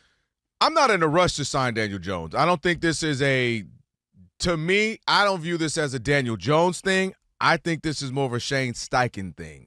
I think the head coach there, former offensive coordinator for the Eagles, former offensive coordinator for the Chargers, I think this is similar to a Kyle Shanahan thing where he believes what he does, when I get my guy, we're going to produce. When I get the guy that I need, along with this offense, you got one of the best running backs in Jonathan Taylor, who's been going crazy this year, by the way. We don't talk about him. You got a good receiving core, and you got a mobile Daniel Jones. I think it's him saying, I like this guy. And again, this is a report, so we don't know if they're going to do it this year. We don't know how that'll work out. But I think the bank is on him, saying this is what I do. I'm able to be, and had this Colts team compete in the last couple years better than they really should have been with some of the wins that they've had. So I think he's looking at him and says he fits the system I like Kyle Shanahan. When you get me my guy, I'm able to produce. When you give me my guy, I get the best out of you, and that's what we're seeing out of Daniel Jones right now. No, but my issue is they haven't beaten anybody. Like seriously, look at the team that they've beaten. Well, so that's my issue. They beat the Broncos, which is a good team, and they should have beaten the Rams if the receiver runs in the end zone like we talked about a couple of days ago when I had to say ain't nobody got time for everybody dropping the ball at the end zone. They could have won that game. So they have some quality wins and should have been wins on their resume. Should have been? Okay. Yeah. I mean, that game was obvious. Dude was in the end zone. I don't know what the epidemic of dropping the ball is, but I just believe that's what it is. And again, that's why I said I understand your hesitation. Daniel Jones has not been doing this for 2, 3, 4 years. But they did this already. The New York Football Giants gave him a deal after they beat Minnesota in the playoffs, thinking that he had arrived. No, I know. But I think that team does not have the offensive No, but they won a playoff game is what I'm trying to tell you. So they go on the road. They beat the Vikings The Browns in Minnesota. won a playoff game a handful of years ago, too. Yeah, that was Baker Mayfield. That was Baker Mayfield. Right. And I'm saying sometimes you got to go and you go somewhere else and find something.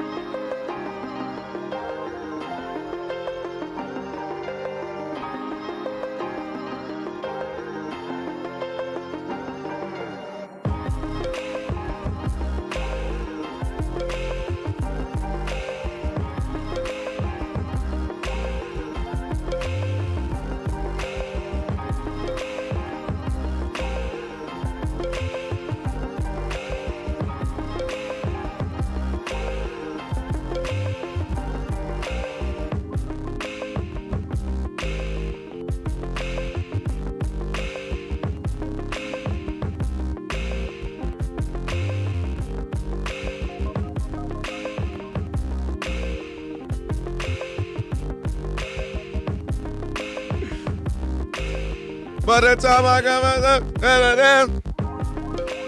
this was must-see TV. It's all right, because I'm Saved by the Bell. Fox Sports Radio, Rob that was and actually a good little Saturday morning show for teenagers. It was. And also 40-year-olds. Don't act like you didn't enjoy it. I watched it. I know you did. This one was lit. I can't lie. This one was kind of lit. For 40 years, Tire Rack has been helping customers find the right tires. Here's the big moment for Ohtani. I'm sorry. Here it is. What he struck? Second and third. Oh, he's up? They Okay. walked him. They did the right thing. That's the right thing to do. They walked Ohtani? Even though he's batting 156. I'm putting a force at every base. First of all, I need you to settle down knowing his exact batting average. Well, I'm just saying. Last hour, you knew it was 160. What is it, Then I came back, you 156? said it 156. If you don't relax. And now, when we talked about this, Tire Rack, by the way, of course, backed by Free Road Hazard Protection with convenient installation options like mobile tire installation, TireRack.com, the way tire buying should be. This is what Mookie said. He talked about this last series. He said, I have to be ready because they asked him, they keep walking Ohtani and people pitching around him. And it's no disrespect to Mookie. No, he understands It just that. makes sense. Like in this one, you have a force at any base. It's a lefty hitter against a righty pitcher. Mookie's a right-handed hitter. This is not disrespect. This is smart. It's not, but you got to look at it as disrespect. Whatever it takes. Like Michael Jordan walking up to people, what you say about my mama? They're like, hey, I didn't say anything. I don't know your mom. Yeah, okay. You're going to talk about moms. I'm dropping 50 on your head. This is a different, but falling behind 0-2 is not good because if I'm Mookie, I'm locked in right here. Oh, yeah. I'm getting my best Grand swing slam right Mookie. here. Ooh. And he swung and missed, but that's what I'm saying. That was the pitch. That though. was the one. Yeah, and he got it right over the plate. 100. And Mookie swung and missed. Yeah, I'm going to act like we about to take a call. Look at that. We are going to take a call. 877-99 on Fox. Monty's a little worked up in there. Yeah, we should go right now to Stop Monty. Hey, Monty, what's your name? Biting your nails, Monty. She wouldn't be ready. Ooh, 101. She said I'm not biting my nails. What is it now? 1 and 3. 3 and 1. 3 and 1. I'm sorry. Yeah. Are 3 you and 1. dyslexic? No, what? No, you know why? No, I don't. It says 3 and 1. No. Next to Mookie, they got a 1 and 3. They're talking about what he's done today. So I'm looking at that. I saw the 1 and 3. Ooh, come on, Mook. Foul ball. Let me slowly say, 877-99 on Fox. Let's take a call. Who we got? We're going to take the call. No, we're going to take the call. Take him. Ken in Stockton, you're on the Odd Couple Fox Sports Radio. You out, Ken? What's up, Ken? Hey, boys. How's it going, man? Hey, the evil empire is still the Yankees, man. Wait a minute. The only hate I got, because I'm a Giants fan, I hate the Dodgers, but the evil empire is still the Yankees because they're doing what the Dodgers did all these years. Buy. Let me buy all these stars, and they lose. And you know what I love the most, Rob? What's the Yankees lose. The Yankees lose. All right, Big Papi. All right, Big Papi did that after the game. Big Papi. By the way, somebody had the greatest tweet or whatever, wherever I saw. Maybe it was Instagram. I don't know, but they said Big Papi is for for Fox. Charles Barkley was for TNT others. That is I'm like that because Derek Jeter's great and A-Rod's doing his thing, but Papi makes it because he's gonna say something funny or colorful. It's the accent. It's just he's just like Chuck in his accent. So yeah, y'all saying something stupid. No, he put vodka in Frank Thomas's water during the show when Frank used to do it before Jeter. Yeah. The Dodgers have tied the game on a bases-loaded walk on a 3-2 pitch and that was now up. You got Teoscar up, who this is what he does. And this is they walked Ohtani, even though he's struggling, and it's the right move, but your pitcher has to throw strikes, and that is not what happened. And he winds up walking in the time run, and I know that the Phillies are sick. So we'll see what happens here. It's 1-1 is the count.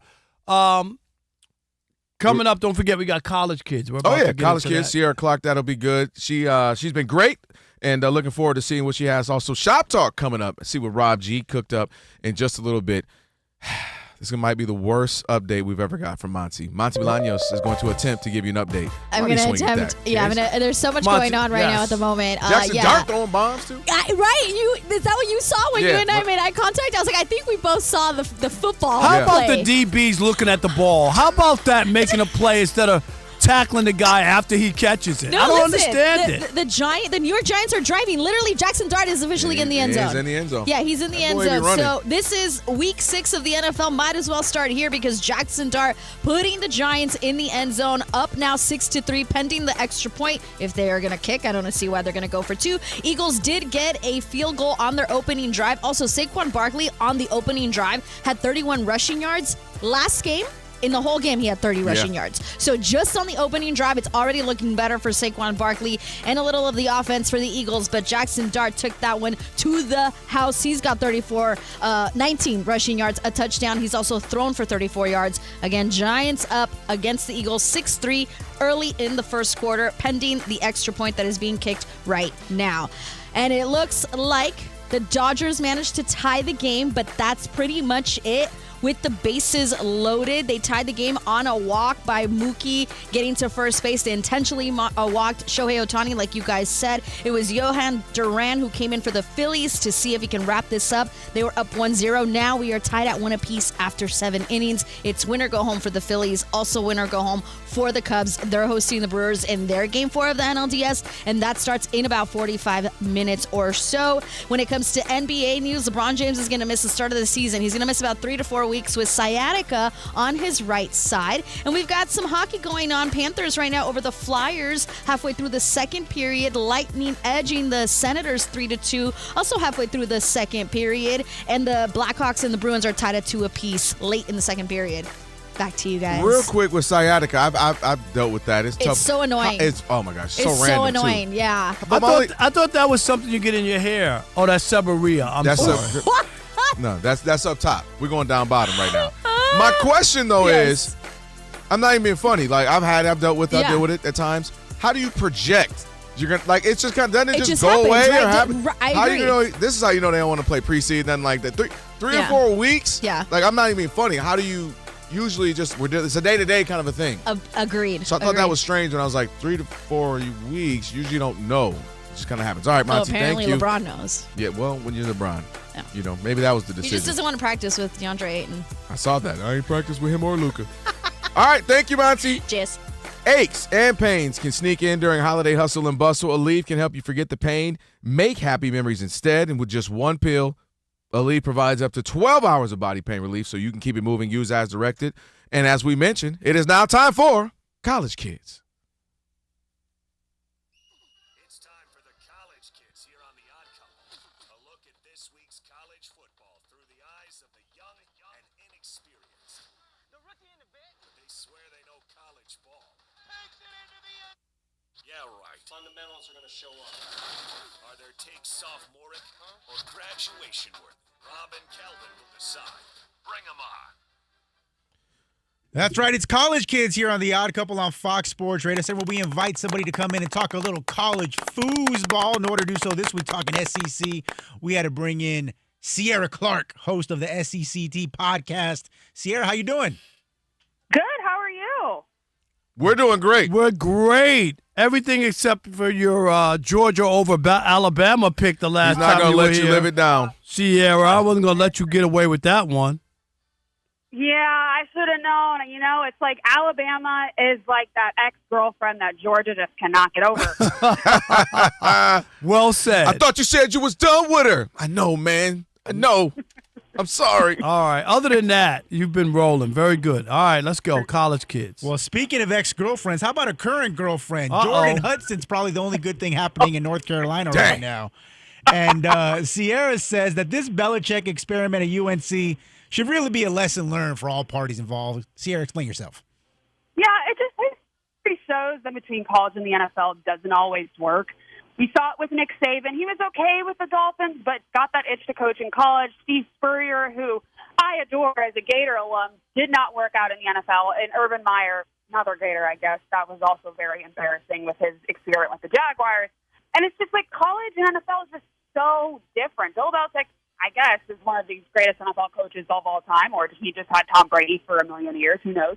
But college is so different, especially now with the NIL and recruiting.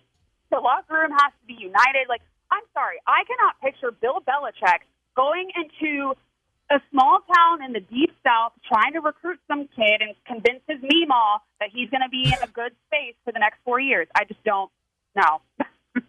Well, I'm going to say this. Sierra, you graduated. Now they always say congratulations. Hey, here's the thing. You hit on a lot of it. It's such a full-time commitment. And me and Rob always talk about all the coaches. You know, I never leave here. I sleep here. I don't even see my wife, kids, or my dog. And, yeah, well, add that to college where you got to travel across the country. You got to persuade parents and grandparents. You got to do this. You got to recruit. You got to watch kids in high school. It's so much that goes into it as a program. And I don't think you can just jump into that, especially at 73 years old. It ain't happening, Captain. Yeah, I think that you are graduating as well. They always say congratulations. Yeah, this was a first guess. Kelvin and I both this is disaster written all over it. And what a mistake. It just was a mistake. And there's no way. He might get out of it before the season's over, but this is a one and done for sure. All right, topic number 2, the SEC edition of College Kids. Cierra Clark, the SECT podcast, here with the Odd Couple. Topic number 2. I don't know if you guys know this, but Arch Manning has been a wild disappointment so far. No. He's the number one pick. He's Heisman guaranteed winner. They had said that early. Paul Feinbaum said that he was the greatest prospect he had ever seen. Yeah, that's right. All right, I'll go to the Senate. Anyways, so Sierra says, you know what, one. just to keep it, straightforward, the Arch Manning hype was plain old toxic. Sierra, explain yourself.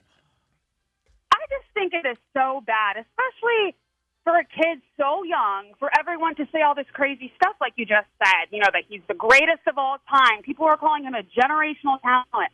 I saw people say that next year he's going to have a blue star on his helmet, assuming that he's going to play for the Cowboys. And I'm like, you guys need to chill out. I mean, and he has not lived up to the hype. Granted, his team is not very good, especially offensively. He was sacked 6 times against Florida, and he was also the leading rusher as a freaking quarterback. Like, you can't do that. And so I just think it's really bad to put that much pressure on a kid, especially like he didn't play much last year. I don't know why Texas had all this hype. Like, in high school even, he was great, but he was playing against private, tiny, small schools in New He wasn't playing against, and tough LSU kids that come out of South Baton Rouge. Sierra, let me just stop you there. You graduated. Now they always say congratulations. What is all this talk about? He played Chinese kids in college, in high school. What is that what they're saying? Yeah, like the kids were small or something. I don't know what they're talking about. I missed that one. Yeah, I'll say this. A Chinese football team? I never heard of that. I'm just asking.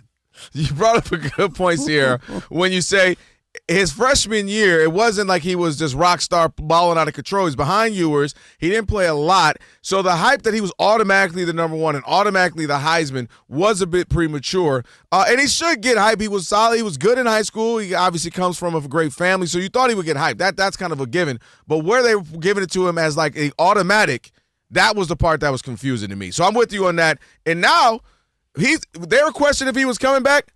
Oh, he's coming back next year. He ain't got no choice. I'm going to say it's sophomoric. Okay. Back to school. From this standpoint, you just brought it. He comes from the bloodline. His grandfather was a quarterback in the NFL. He's got 2 uncles who could eventually both be in the Hall of Fame. True. So, yes, he played quarterback. He's not a DB. He's not a wide receiver. So there was going to be nothing but hype. How many people in their football families have this many people playing the same position, right? Mm-hmm. Quarterback, star, all that. So I don't know if it was toxic. It might have been over the top or whatever. It was like off the high road. Yeah, but I don't know. Toxic? No, because I think it makes sense to have a third-generation quarterback with the Manning name. I hear you, but it was over the top. All right, last one. College Kids with Cierra Clark, the SECT podcast. It's like 4 letters, but it's TEA, so it's kind of tricky. Is that what it is? It's tricky for me to say it out loud sometimes. We're getting a little tongue-tied here. Like tea, like drama. Yes, we love tea here on the show. Here we go. Last one, Cierra Clark. Sierra says, point blank, period. The world hyped up the wrong SEC teams this year. Sierra, tell us why.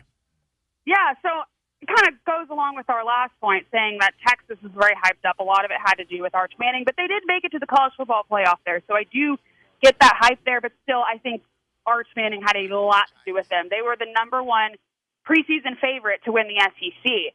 And the SEC now just doesn't look like at all. Like it was Texas, Georgia, and Bama as the top 3. Now it's Ole Miss, Texas A&M, and Bama. And I have a little bit of a bone to pick because y'all, when I said I thought the Ole Miss game would be one of the most exciting games, y'all were like, no. But Ole Miss, their quarterback, has one of the greatest stories of college football. He's a D2 transfer with a backup, and now is just a star. His name's Trinidad James. But it just shows that SEC can just be all over the place, and I think we just need to give every team an opportunity to prove themselves. I'm going to say you are not graduating. Back to school. Sierra, you know how it's always about the blue bloods. They're not going to give everybody equal love. It doesn't work like that. The teams that have always been historically the best teams are always going to get the love no matter what. Sierra, in this case, I know you're thinking no glove, no love, but that's not working here. The last 2 times you've gone, you've been outrageous. You do realize all right, that, right? Sorry about that. But you are staying in school for me as well. Back to school. Yeah, my bad, girl. Listen, Rob brought up a great point, okay? The fact of the matter, we talk about what we just talked about last segment. Dodgers, Yankees, right. We play the greatest hits in sports for sure. Cowboys. Right? But I also will say this right now. Right now the country's going a little crazy. Right now, you want these schools to get DEI. They're not bringing them schools in here. They're not bringing them little schools and talking about them right now. It's a different era right now. Okay, we're going through some unusual times in the country, Sierra. No. They're going to talk about them. This is a great chance for those other schools to make some noise because if more teams are going to play, SEC teams are going to keep playing each other, you got a chance to beat these teams and make some more noise. So you got to take advantage of this new scheduling, how it's working. And that's College Kids. Thanks, Sierra. Thank you. Thank you, guys. See you next time. We'll do it again. By the way, Elijah, that was pretty cool. The logo you made for. I don't know. I just saw it for the was first that? time. Are there pictures of them? No, Or it wasn't pictures of them. Now they look like cartoons, see Rob. No, I couldn't see like if it was used like a picture of them. No, it was good. The first time I saw it. So shout out. That was dope. Elijah's the best. Elijah's the hardest. That's why I'm working hitting man. him up at 3 a.m, trying to see if he can get some graphics for me. At least you're honest. I'm just saying. Elijah, I only hit you. Elijah, there it is, Rob, right there. Look at that. Caution. I don't know. Hey, Elijah, don't put the logo back up. Again. Elijah, they might come get that. They might come get them. Elijah, they might come get those collars. It's a different era right now. Yeah, okay, that's right. Just don't put them up anymore right now. We want to keep them safe. Is Elijah knows, I'm passionate about this show. I'm not like some people who are fly by night. Any offer that comes by, they might consider it or whatever, or they might decide that they want to move on, and they know they have something so good here, and they would even consider anything else. It's so freaking painful. I'm up at 3 o'clock in the morning trying to make the Odd Couple better, damn it. I want this show to be the best that it can be. I want to be the best show on Fox Sports Radio on this network. You were saying you would never leave that? No, I would never leave that under any circumstance. Hey, Rob G., what do you think if Dan Patrick changes retires? What do you think about that? Yo, Elijah, make me as a Dan Patrick logo. I need that ASAP. All right. Oh, whatever. God. Shop Talk coming up. Off It's at your 9 boys. a.m. Can't beat that, Rob G. God. Can't believe it. It's easy money. Now listen, 5'7", 200 pounds. Nobody's on the road. Speaking of 200 pounds, we got Shop Talk coming up. But I also got to tell y'all, I just saw something I haven't seen in like 7 months. I'll tell you what hold that on. is, Let me too. try this real quick, Kelvin. Yeah. Fritzy, go. Hey, what's the brother on there again? He don't stand a chance. Marvin. You know you getting rid of Marvin ASAP. Marvin, I don't know, just something about you. I don't know what it is, Marvin, but you got to go. It's your aura. Maybe more like writing for MLB, but not the show. Fox Sports Radio.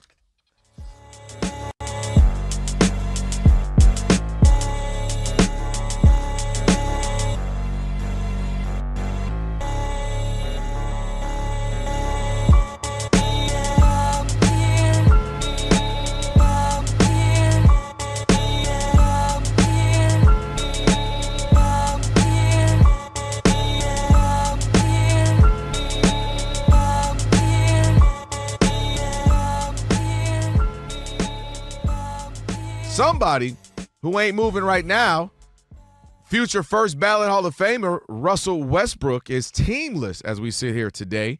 But Kevin Durant talked about it a little bit and his thoughts on where Russ is. Russ is a legend, and I think he deserves to be in the NBA right now, and I think he deserves to walk out of the NBA on his terms. So, yeah, that'll be dope. But it's not my decision. It's not my decision. Leaving that up to whoever makes those decisions for now. Kevin Durant, obviously, seems like they worked out some cupcake issues over the years. Seems like they got it. Like they're cool. You know what? I'll say this, Rob. Mercurial players, guys who are volatile, energy, effort, like kind of can rub you the wrong way at times. Russell Westbrook's a first ballot Hall of Famer. He's been an MVP. He's been incredible. One of the best players of his generation. That's not a doubt. Until you watch him every day. But I can't lie. We talked about that. When you watch him every day, there are some things that you say, you scratch your head. When you just see the highlights when he was in OKC, it was a little different. Oh, and he was a Laker, Clipper. You see some plays, you're like, ooh. But with that being said, and that does play a role, by the way, what you just mentioned there. This isn't that uncommon. We've had guys who've been good players, guys who've been Hall of Fame players, or who potentially now Hall of Fame, and Carmelo Anthony. You got guys like Dwight Howard. You got guys who are not Hall of Fame, guys who are really good, and Steven Jackson, Kenyon Martin, Nate Robinson. When you get guys who the league just all of a sudden just says, nah, we're kind of out on, even if they still got something left in the tank, even if they can still give you 10, 12, 15 points a it's night. not all of that. Like they were out on Carmelo because he wouldn't want to come off the bench. But that's what I'm saying. When you have out on him, they realize he doesn't want to do it. Allen Iverson got out of the league earlier because he didn't want to do that. I'm just saying. But that's what I'm saying. If they view you as, nah, it's not it may be not worth the headache, maybe not worth the having to deal with. Will he start? Will he come off the bench? This happens. I do believe someone's going to pick Russell Westbrook up. You look at teams. I mean, that's why the Rockets came up, because they lost Fred VanVleet to injury. So Russell Westbrook is going to land on the team. It is a bit strange, maybe, that he signed. He didn't reach. He had a player option with Denver. Like, I don't know why he didn't take that. I don't know. They seemed like he worked well with them, and him and Jokic got along. They were both kind of got triple-double guys, seeing eye to eye. So I don't know what that was all about. But this is weird, man. It gets weird towards the end of the career, because not everybody can have a Chris Paul where I can go to other teams, but they still want me. Maybe it's the leadership. Maybe it's I know exactly what you're going to get from Chris Paul. He's going to steady the offense. And it can get weird for guys who are still have talent, still pretty good, still can produce, and still potentially Hall of Fame guys towards the end. And we see this before, and it kind of sucks to see a guy like Russell, what he's meant to this league the last 15 so years. But he's played. They've paid him. I don't know what other do they owe him. No, they don't owe him anything. They don't owe him anything. Like, oh, he has a right to go out or whatever he want to do, leave the league. What? Seriously, like, the league moves on. You played 15 years. You got paid very handsomely. You on some other team. I don't even know, like this is not what we're doing here. We're looking for some younger guys. We're looking for people not making as much money. Is he going to be happy here? He's been on 5 teams the last 5 years. Maybe they don't want a nomad, a vagabond. You know what I mean? Like. We thought he had a good fit with the Clippers, right? It was terrible with the Lakers. He worked out with the Clippers. And then we thought he was good with Denver, right? But he's been on a lot of teams now. I don't know. I mean, there's a reason. Maybe he's looking for more money than people are willing to pay. That guy's been around that long. I think it's less the money. I think it's where you were going. I think it's fit. Russell Westbrook is kind of an awkward fit because his game is 100% speed and effort. And sometimes you need shooting nowadays in this man's NBA, and he's not a good shooter. And he's not a setup guard. The reason why Chris Paul has played so long, even though he's been well past his prime, is because he's a setup guard. Bring it, slow the offense down, get guys. He's also known as obviously a floor general on and off the floor. He can teach guys. So Westbrook, and a de facto general manager. That's why a lot of players don't like him. That's true. And also the Players Association and all that. But Russell is kind of. It goes in spurts, and it's fast, and there's going to be turnovers involved. There's going to be 2 for 12 night shooting. And I think some teams are just like, nah, I'll pass on that right now. Got some couple young guys I want to develop. And I think he'll sit around, and I think he'll mess around and find the perfect option for him. Come January, February, some team's going to be like, all right, we can make a run. We need a guard. We need somebody coming off the bench, give us a spark. And they'll call Russell. But this does happen. It happens. Carmelo Anthony, 3 or 4 years prior to him walking out the league, you would have never thought we still had juice in the tank that he would be a guy that just phone would not ring, because he was a mid-range walking bucket, even at his advanced age. But don't you remember when he wouldn't come off the bench? Like, I ain't coming off the bench. He remember at the press conference when they asked him about coming off the bench, he looked at, I can't remember what team. Well, who was he with, Rob G? And he looked at them, he laughed. Okay, so he goes, they think I'm coming off the bench? Like he. They looking like.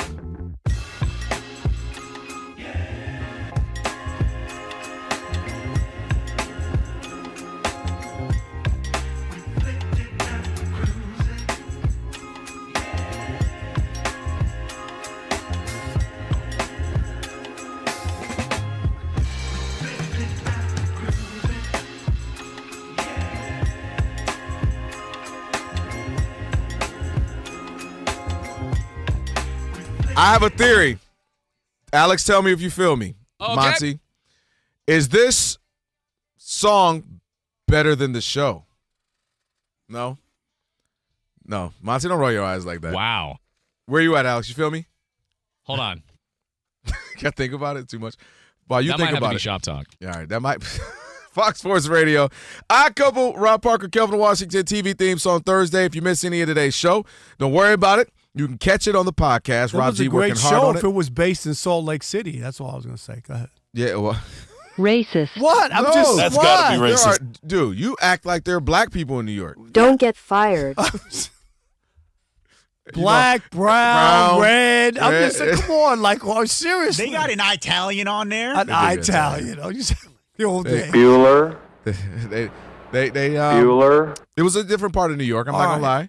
Again, Odd Couple, just search. We'll get the podcast up for you. Rob Wait G till you working hear on this it. one. Rate it 5 stars, and do you it. can even provide a review. Just search the Odd Couple wherever you get your podcast. You'll find this show. It's time now for Shop Talk. Ain't nobody exempt in the barbershop. You know that. Ain't nobody exempt. You can talk about whoever and whatever, whenever you want to in the barbershop. Now, it's Shop Talk. That's right. It is Shop Talk here on the Odd Couple Fox Sports Radio, a segment where we talk about something happening outside of the world of sports. This week, we're cheating because this week's topic comes to us from the world of sports. LeBron James is going to miss the start of the Lakers' regular season because he has a sciatica issue, which is medically defined as pain affecting the back, hip, glutes, and outer side of the leg. They ain't lying. And if you want to be a casual about it, it's something old people get. Hold up. So here's the question, guys and ladies. When's the last time, like LeBron, that you just felt old? Can I go first? Yeah. I have gray hair. I'll go first. So it was a number of years ago, and I was at a dollar store getting supplies for the barbershop with my business partner, Tico. And we're out there, and there's a young girl as a cashier. She looked at us, and she said, "That's awesome. You and your dad shopping together." Tico is 10 years older than me. 10 years, not 20. You mean younger? Younger. 10 years younger than me. Yeah. I was so hurt. I said to her, "Do I look like his father?" She said, "Yeah, you do."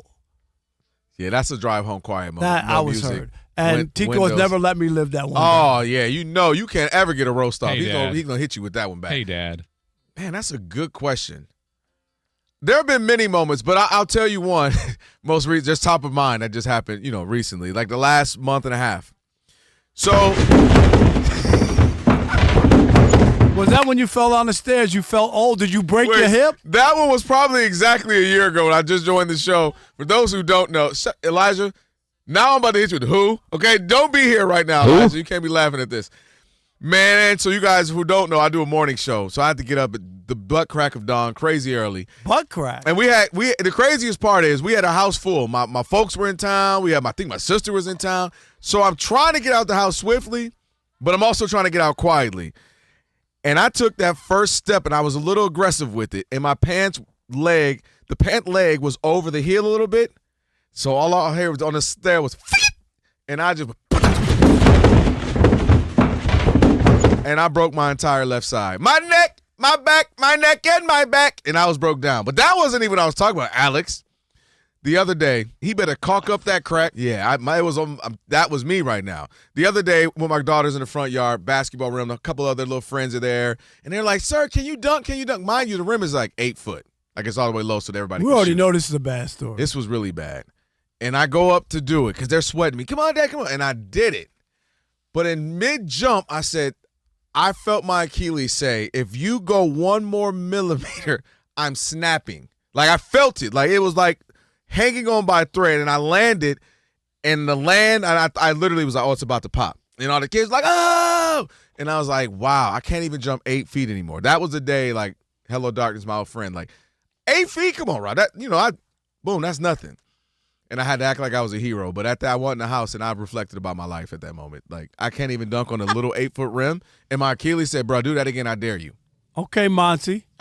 I'm with you. That's like there's a lot of moments really where I'm like, oh man, I feel it. But I just went to Knott's Scary Farm on Sunday night, and I work here, so I had to go late, right? So I went late, and then I had to go to the Dodgers before I even went there. Anyway, I got home at 1 a.m, and I had to work the next day at the Dodgers.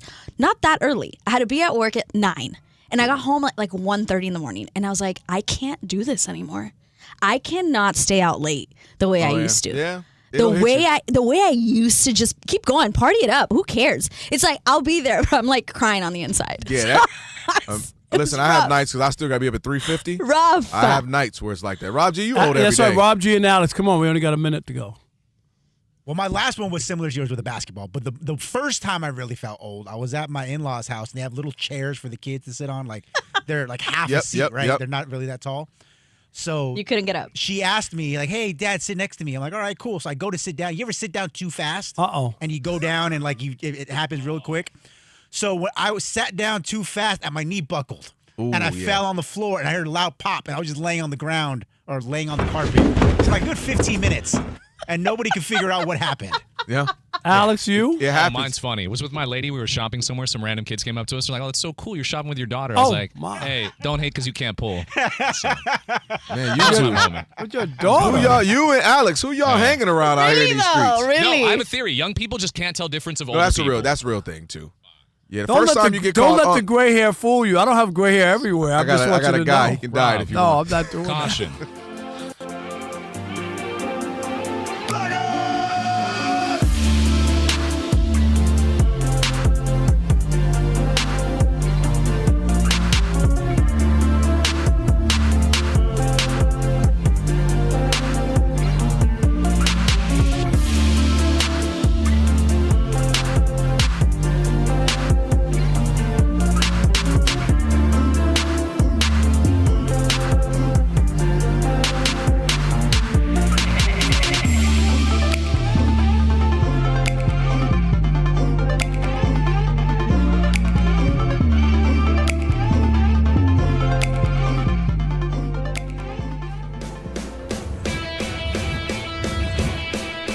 Wake up, it's two pros and a cup of Joe, Fox Sports Radio. You ready? Yes. I'm Colin Cowherd. This is The Herd. You are listening to The Dan Patrick Show. It's the odd couple. You know what time it is. Let's get it. Fox Sports Radio. Bigger, bolder, and better than anyone in the game.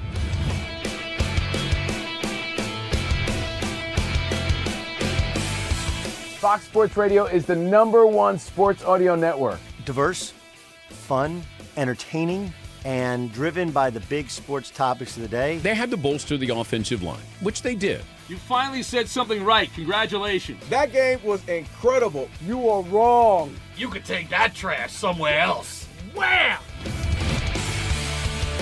We have a very special connection with our audience, our listeners. People feel that friendship. And I appreciate y'all so. I love it. It's all for you. Thank you. I'm your favorite fan. Thank you. love you. You're very talented. You're the best. Thanks for taking my call. Sure. Great show. Thank you, Jim. You sound like Joe Pesci. How am I funny to you? I can't help but notice that the W-2s for the quarterback look a lot higher. That's because we're worth it. You gotta be kidding. He never was an elite quarterback. This team is unstoppable. He made the right call. You know that's right. LeBron James is a legend. No, he's not. He complains all the time. You say Brady's the greatest quarterback of all time, but Eli Manning beat him twice. Wrong. Wrong. For 25 years, Fox Sports Radio has dominated the sports audio landscape with the biggest talent and the best programming available. We talk sports and we have fun doing it. We talk about life. Sports radio is where you go after the games are over, and then the discussion begins. If the Chiefs win. Sorry, Patrick Mahomes here. What do you mean by if the Chiefs win? It is live. It is unscripted. No other medium can touch that. And that's what makes it special. Yes.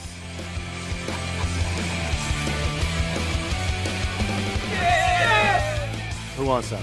Bigger, bolder, better. We are Fox Sports Radio. Yeah.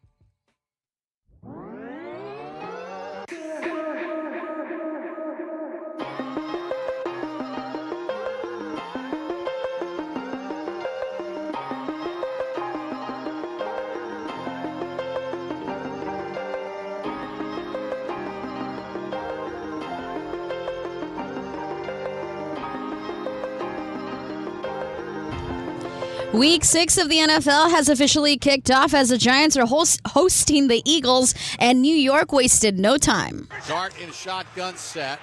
Drops back to throw. Escapes. Now he's going to run with it. Cuts at the 15. He's to the 10. To the 5. Touchdown Giants. Jackson Dart. 20-yard touchdown run. You just heard on the Giants radio network. He also threw a 35-yard touchdown pass to Wan'Dale Robinson, and the Giants are up on the Eagles right now 13-10. Still early in the second quarter, and the Eagles have the ball, and they are approaching the red zone. When it comes to baseball, the Phillies and the Dodgers are tied at 1 apiece. It's the top of the 10th inning in LA. Phillies still have 2 outs to go. Roki Sasaki on the mound for the 3rd inning, and on the ice, Flyers and Panthers are tied at 1 apiece. They're about to start the 3rd period. I'm Nancy Bolaños. I've been covering this league since 1987.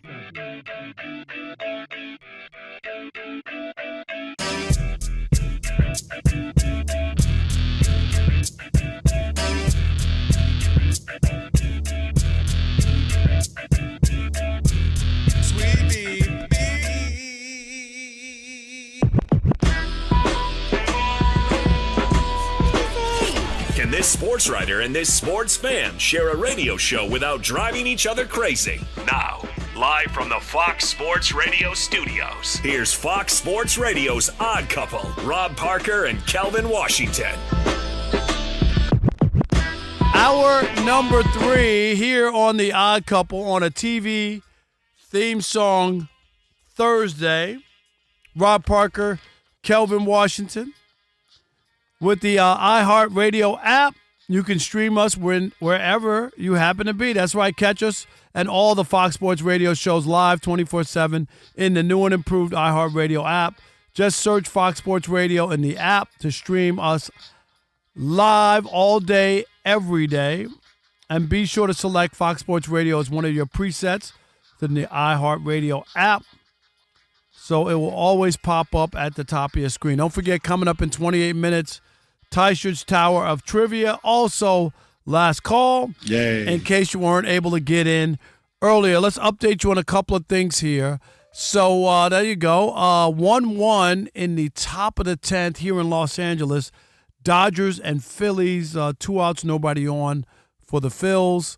And in the football game, the Eagles are in the red zone, ready to score here. 13-10 Giants so far. And what was that? 2nd and 1? Yeah, we're still out there. I can't believe that wasn't false start. That was crazy. Yeah, but the Eagles are knocking on the door with a chance to score to go up 17-13 if they can score and get an extra point. Speaking of score, I think if the Phillies don't get it here, I think the Dodgers win. Why is that? Why is that? Just to feel like the Dodgers bat haven't come alive, and there are too many capable bats, and in a position, I just feel like this is it. If you're and I think the Phillies feel like that too. Like you gotta that stadium rocking, somebody's due. I don't know the order who's up next. Okay, so if they don't win, say the Phillies win, how would you feel going the other way?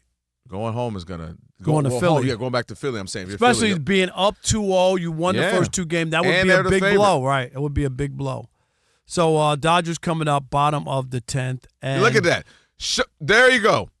Shohei, Mookie, Teoscar Hernandez. If that doesn't get it done, then dang it, this game wasn't meant to be with. And Shohei, you mean the 150 hitter? That's what I'm saying. He been Nohei right now. Nohei Notani. This is your moment, Nohei Notani. Come on, man.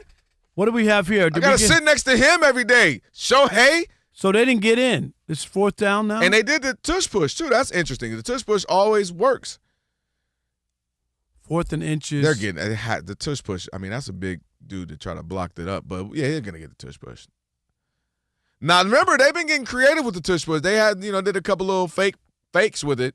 I would fake it. Remember they did the wide open on. You got 2 on the ends? Yeah.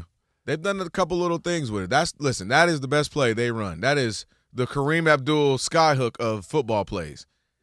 Do a little conspiracy theory. Okay. They did that fake to Saquon a couple weeks ago to score a touchdown. Yeah. What if they do the same play but to A.J. Brown and get him a touchdown, make him feel good? Why not? As long as it's a touchdown. No, I'm he's telling gotta you why catch they're it. not doing He's it. got to catch it. No, they're not doing it because it's going to be like Marshawn Lynch in the Super Bowl. No, he can't be the MVP. Oh, he can't be the please. reason. Ain't he no Schmitty won. back there. Devontae No. Smith, 112 pounds. We gonna like run it him. in. He can get it. Ain't nobody sit there and think about, we don't want Marshawn to do it because he's going to be the MVP. Come on, stop it. Wait, that you was don't just a believe bonehead. No, that's stupid. That there's no way Pete Carroll sitting there at that moment, sitting there going, Oh, no. we don't want him to be the MVP. Then what else? He got the It's a arguably dumb the best call. running back at the time. It's a dumb call. It's a dumb call. who just ran. Mind you, he First just ran the down, ball, first down landed Eagles. at the 2-yard line. No, but that doesn't make it. The idea, the notion that you don't want somebody to be the MVP, it's just not. That never took place. No. I'll call a bonehead first call. and 10 at the 2. No, but let's just and let you know what we should do. No, you could Drop say back it's a and bad pass. call, but the people pass. It's dumb. Then I Russell wouldn't do Wilson it. said, I wouldn't do this it. is my moment. One shining moment. No, Russell that's Wilson college. wanted his one. I know. He wanted his one shining moment. You just go. The Patriots are backing up, and they're like, man, just get in the end zone so we can at least get 20 seconds. Well, they also caught the interception, so they weren't totally backing Malcolm up. Butler. We ain't heard from him since, but dang it, he made a great play. All right, Rob G. All right, 3 tush pushes in a row. Let's All do right, it. this is boring. Touchdown. Right?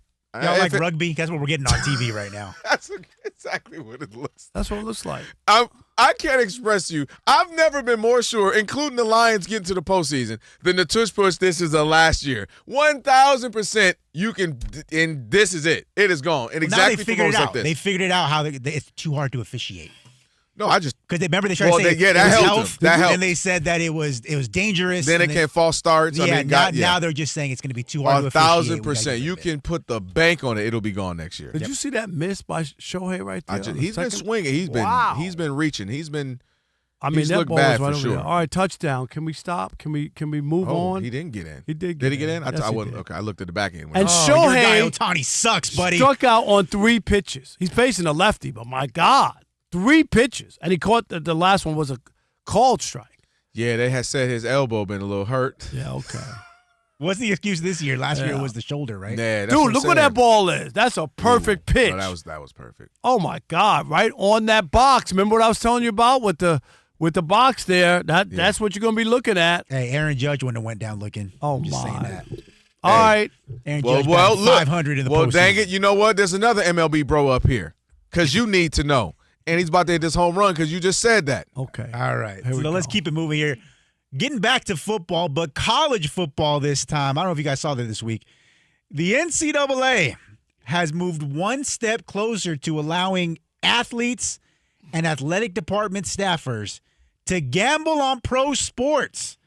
Illinois AD Josh Whitman, who's the chairman of the committee, said in a statement, quote, that the committee remains concerned about the risks associated with all forms of sports gambling, but ultimately voted to reduce restrictions on student athletes in this are more so that they are better to align with their campus peers.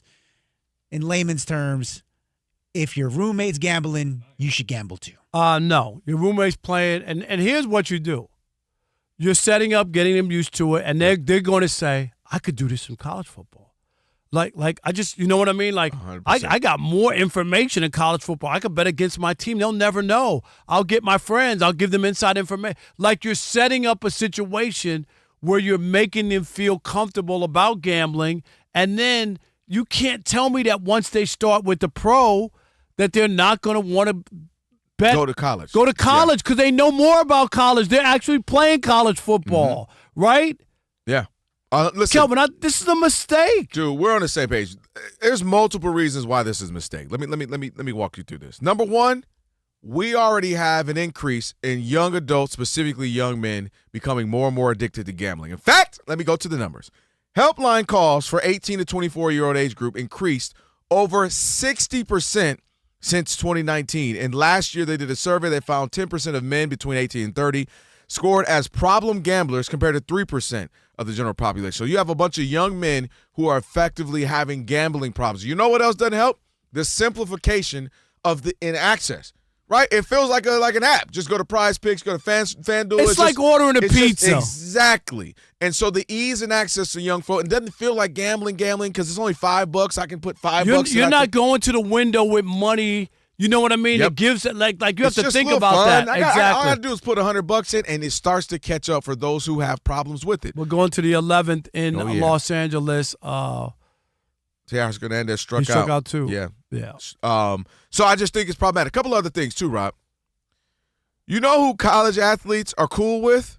Pro athletes. Pro athletes. Yeah. The guys who left the school. If I'm on a basketball team at UCLA, well, I know the football players too. What's up, man? Yeah. And then they go to the pros, and then you know, hey, man, what's up? Yeah, my hamstring a little off right now. Just little things like we've always talked about. Hey, did you hear that problematic. so-and-so Matt Stafford's not playing this week? What? Yeah. I haven't read that. 100%. No, I'm telling you, his ribs are messed up. Oh, Yep. okay. And you get the insider information. And what the college is saying is they said that abstinence with young people doesn't work. Meaning when you tell them to abstain from something, right? Hey, tell them don't drink. They're going to drink. Tell them don't have sex. They're going to have sex.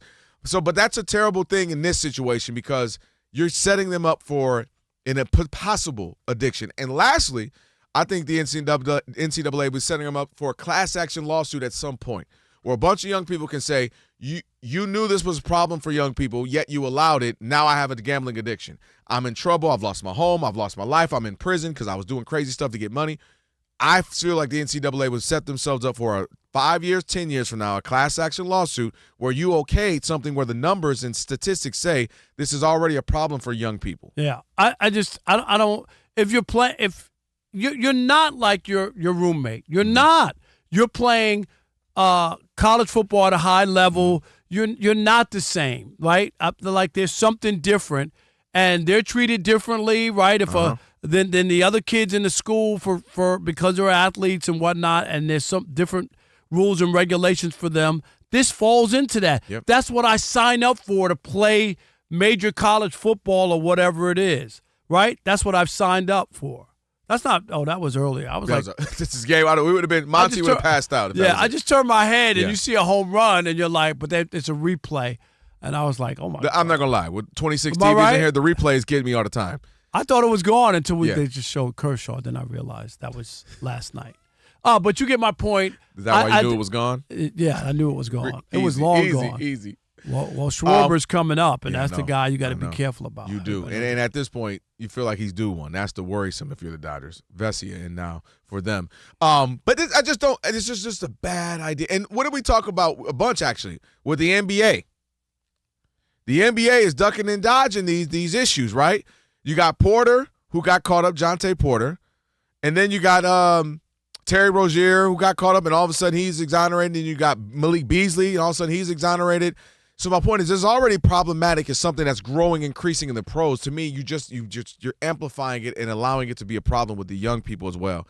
And I just don't think it's wise. Some things are just sitting there obvious, like that's an obvious occurrence why that's not a good decision. Right, and it's not forever. You're playing college football. When it's over, you can be a regular person. Do whatever you and choose. do whatever you choose. Just like the same old thing. Everybody's different. And in college, this is opening up a Pandora's box where you're going to have look how easy this is. Hey, I know more about the USC football team. I know the quarterback's banged up. I can make some money off of this. Rob, you're relying on teenage boys and girls to uphold the rules and only do it for the professionals. You know what I mean? Like, dude, you do know you can go on Prize Picks and all that and do for college sports, right? And you're just opening it up for more chances for them to make dumb decisions because we know, especially men, young men, they don't make wise decisions till they're 24, 25, 26 when your brain is fully developed. So I don't think it's wise.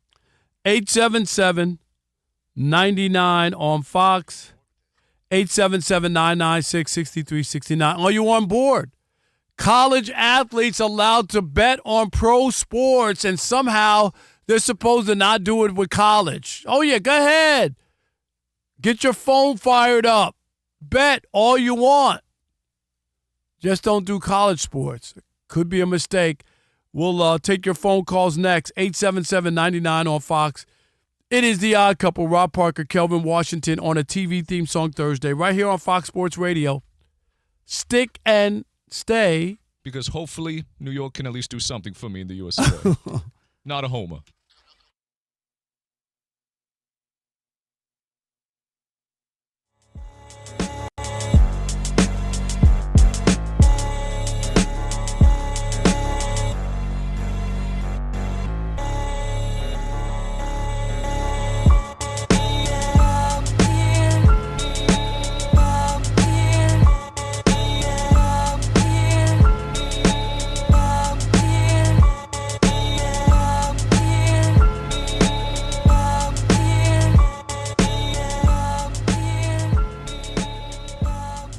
somebody who ain't moving right now, future first ballot Hall of Famer Russell Westbrook is teamless as we sit here today. But Kevin Durant talked about it a little bit and his thoughts on where Russ is. Russ is a legend, and I think he deserves to be in the NBA right now, and I think he deserves to walk out of the NBA on his terms. So, yeah, that'll be dope. But it's not my decision. It's not my decision. Leaving that up to whoever makes those decisions for now. Kevin Durant, obviously, seems like they worked out some cupcake issues over the years. Seems like they got it. Like they're cool. You know what? I'll say this, Rob. Mercurial players, guys who are volatile, energy, effort, like kind of can rub you the wrong way at times. Russell Westbrook's a first ballot Hall of Famer. He's been an MVP. He's been incredible. One of the best players of his generation. That's not a doubt. Until you watch him every day. But I can't lie. We talked about that. When you watch him every day, there are some things that you say, huh? You scratch your head. When you just see the highlights when he was in OKC, it was a little different. Oh, when he was a Laker or Clipper, you see some plays, you're like, ooh. But with that being said, and that does play a role, by the way, what you just mentioned there. This isn't that uncommon.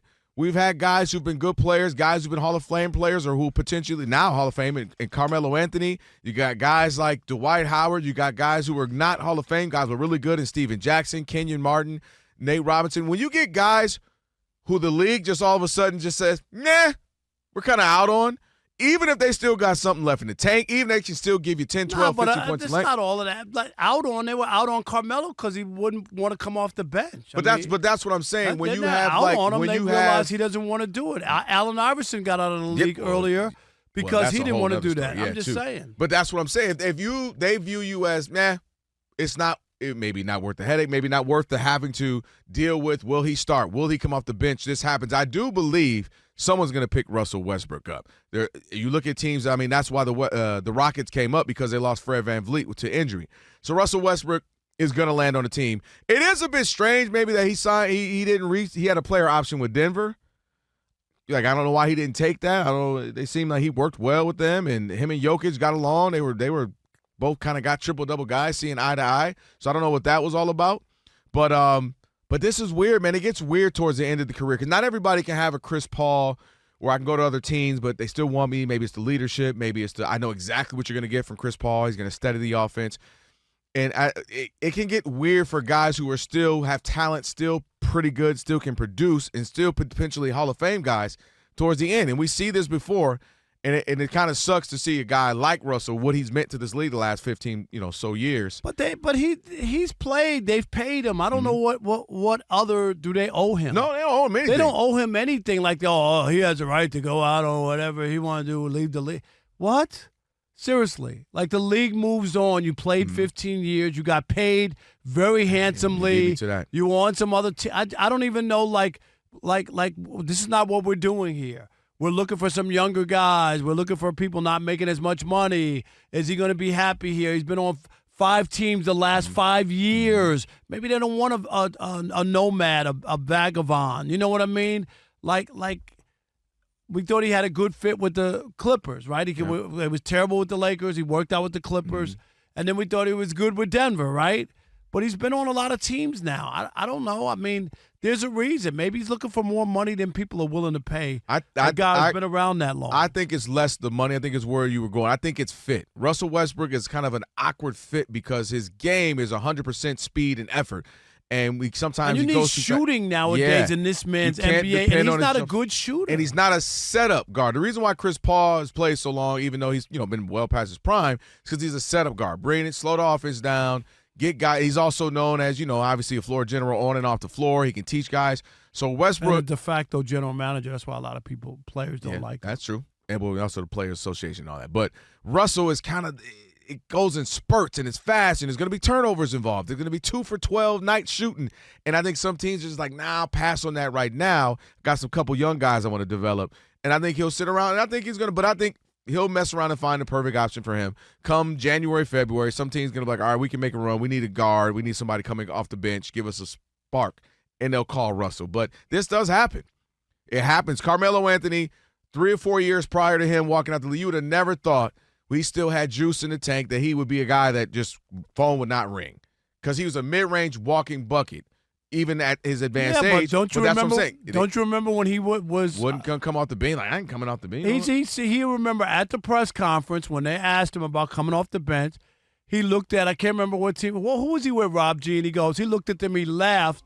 Okay, so he goes, they think I'm coming off the bench? You know, like he. They looking like.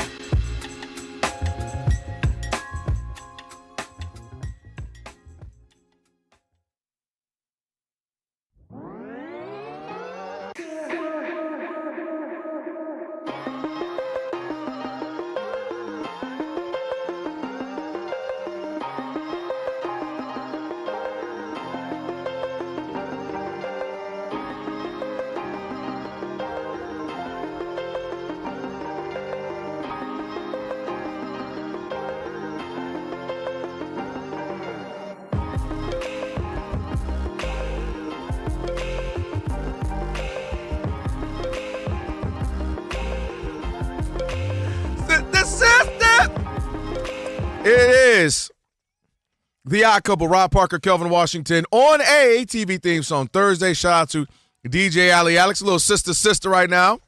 This sound like Belle Biv DeVoe too. It's that era. It's that era. Right? It is. That girl is poison. That's one of my top 10. Dude, that's one of my top 10. If I were you, I'd take per. Oh, come on, man. Nah, that's a great tune. No, right no. there. That's automatic. Get everybody hyped when you drop that. Alex, we might need that poison at some point. Tysher's Tower Trivia on the way. Yes, Monty, get excited. We got that coming up in a bit. Dodgers, are you nervous? Man on second. Let me see. 2 outs. Monty's a little verklempt. Yeah, come on, just get out of it. What was I talking about? YouTube is what I'm talking about. Shout out to everybody on YouTube watching us. We appreciate you. Everybody in the Odd Mob, YouTubians, you can too. All you got to do, Odd Couple FSR. Search Odd Couple FSR. Odd Mob T-shirts eventually coming, right? Here you go. Elijah made a Mr. great Merch. logo. Boy, you are Mr. Merch. No, I'm done now. I don't think I ever, no. More. Oh, I didn't even realize all this time I hadn't seen the other side. Another press box joint. Yeah. Is that why the diet is officially gone? Yeah. Because you know what I just saw today, the first time I've seen it in What? like 8 months. Oh, yeah. You had McDonald's. I had McDonald's. I had nuggets. Not only did McDonald's, Monty, I had nuggets. thought my daughters came in. Oh, what happened? Something I know, happened. something Monty happened. just had a heart attack. Way to get out of there, Vesia. Okay. Wow, struck him out. And that was a bad. He reached at that. Swung at that. Yeah, I saw you. I thought my daughters were here with the McNuggets. I told you, like, I got the picture that I wanted. I worked really hard, Monty, to lose 35 pounds. And the picture that's forever. It is lasting forever. Is I did it. And you are back. Tell them what you ordered today since you're back. I just had one of those. It's all right. Just tell them what you got. Alex, you're not listening, are you? I just had Hello, one of darkness, those, my old friend. I had one of those bags with everything in it. The that man had nuggets, a McDouble, nuggets, fries, a McDouble, Diet Coke. My man is Look at back. Alex. He's disgusted. He is back. Alex. Yes, Rob. You know what I did to get there? Yeah. This is my little week. I've only been back, right? This is my week. I'll just tell you this. It's very hard to climb a ladder, very easy to fall. Ain't that a blip? That's the worst part about it. It you is. could have a great 2 years, be in great shape, have a bad 2 months. Yep. Doesn't matter. What is that about life? Think about it. Sobriety. Shout out to Allen Iverson. You can have 5 years, but had a bad night, some bad news happened, and you go get drunk, and now you're off the wag. Now you got to start. Man, that is the thing about life, boy. Yeah. Deep. All right. 877-99 on Fox. Gambling. 877-996-6369. Should it be all right for the college kids to be able to gamble on pro sports? Is that a bad segue, getting them into potentially some bad things? They would say they're going to do it anyway. That's what college is saying. So when abstinence ain't the thing. So let them do it since they're doing it anyway. 877-99 on Fox. Who we got? Andre in Massachusetts. You're on the Odd Couple Fox Sports Radio. What's up, Dre? Hey, how you doing? Thanks for taking the call. Listen, to pass the law in the real world means nothing. To enforce the law is everything. And finally, college athletics is seeing this. That's why I don't have a problem with them saying what the reality is, which is they can't enforce this anyway. So let's just allow them to bet what they're already doing in terms of fantasy draft kits on the pro sports. Where they do need to have some oversight and enforcement is what's going on within college sports, where it is a casino royale. Everybody's making money hand over fist. So they got to get their own house in order and make sure that they're getting ahead of some of these cheating scandals like we're starting to see bubble up in the professional ranks, i.e. the NBA, right? The NBA is starting to see these things, and it's happening, and they're trying to get their arms around it. It's happening with fringe players, but what's to say it's not going to happen with star players? So I agree with college sports. Right. Allow it at the pro level, but get your arms around this with the out-of-control NIL. No, but what's going to stop them, Andre? Here's my issue. Once they start doing it with pro, what's going to stop them from trying college? I know more about college. I know guys on other teams. I know people who are hurt. I know what's going on. I'll have an easier chance on getting college right. Do you see my point? Rob, I do see your point. That's why they need to mirror the NBA. And when you see these things happen and somebody, because the gambling houses know when people are cheating, when so you can track the data, catch somebody in college and make an example out of them to shut them down, right? That's what you need to do rather than focusing on the professional ranks where you have no oversight and control. Thanks for taking the call. No doubt, Dre. Appreciate you. All right, we got an update in the Thursday night game as well. Monty will get you that in a second. Another score here. This is a fun, exciting game. And another out again, the Dodgers. Freddie Freeman. Come on, Freddie, this is what you do. Man, this was truly a pitcher's duel. And then obviously the bullpen as well. My goodness, one of those games. Hey, this is what we talked about when we said, would you rather be a pitcher's duel or a high? Rob G said, give me some offense. Rob G, you ain't But wrong this today. is edge of your seat because, whoever scores. Yeah.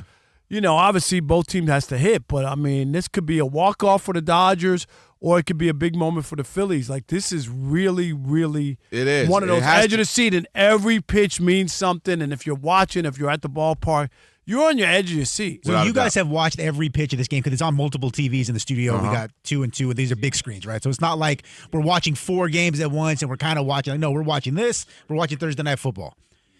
In this game, is this good pitching or bad hitting? Oh, absolutely. Combination of the both. Bad hitting for I'm going to sure. say pitching. The guys who have pitched tonight are They've really thrown some good. nice ones.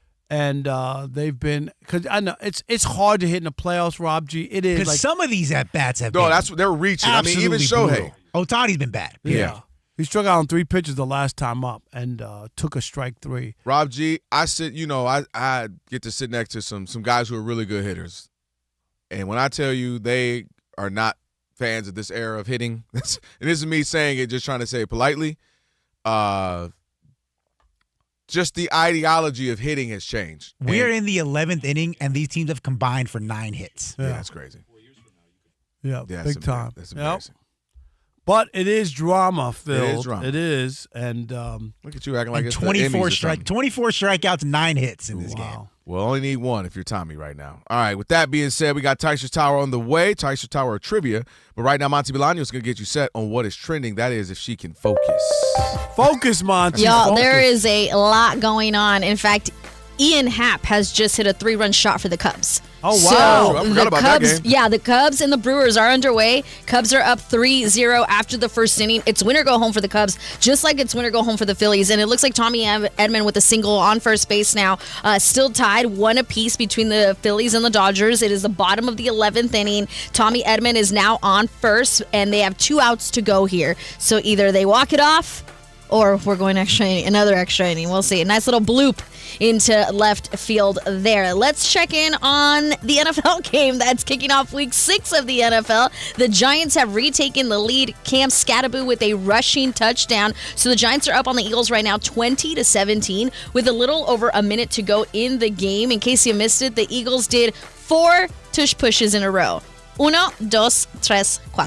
No, I saw it. I just fell asleep. Yes, and then Jalen Hurts got in the end zone there, so thank you for my fantasy football team. He's also 12 of 14 146 yards and a touchdown. I'm playing against Rob G. That's why he's not happy that Jalen Hurts is having a good game.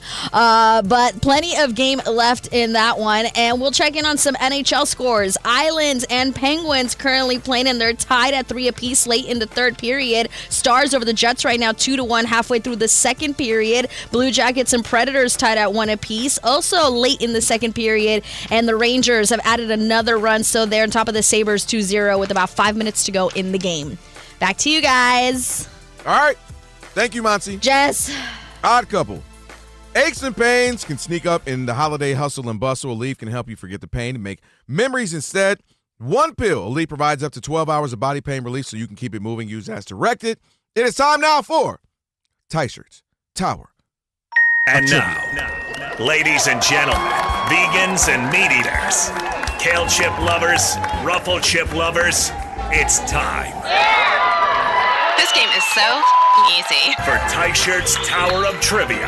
That's right, it is T-shirts Tower of Trivia. The segment proves you gotta like sports, to work in sports media. The star of this segment, our resident DJ, Tom Crady himself. Check out the Shallow Oceans podcast where he gets deep on stuff that even I don't understand. Alex's skin is fine. Why are you calling him Tom Crady? None other. Oh, I'm sorry.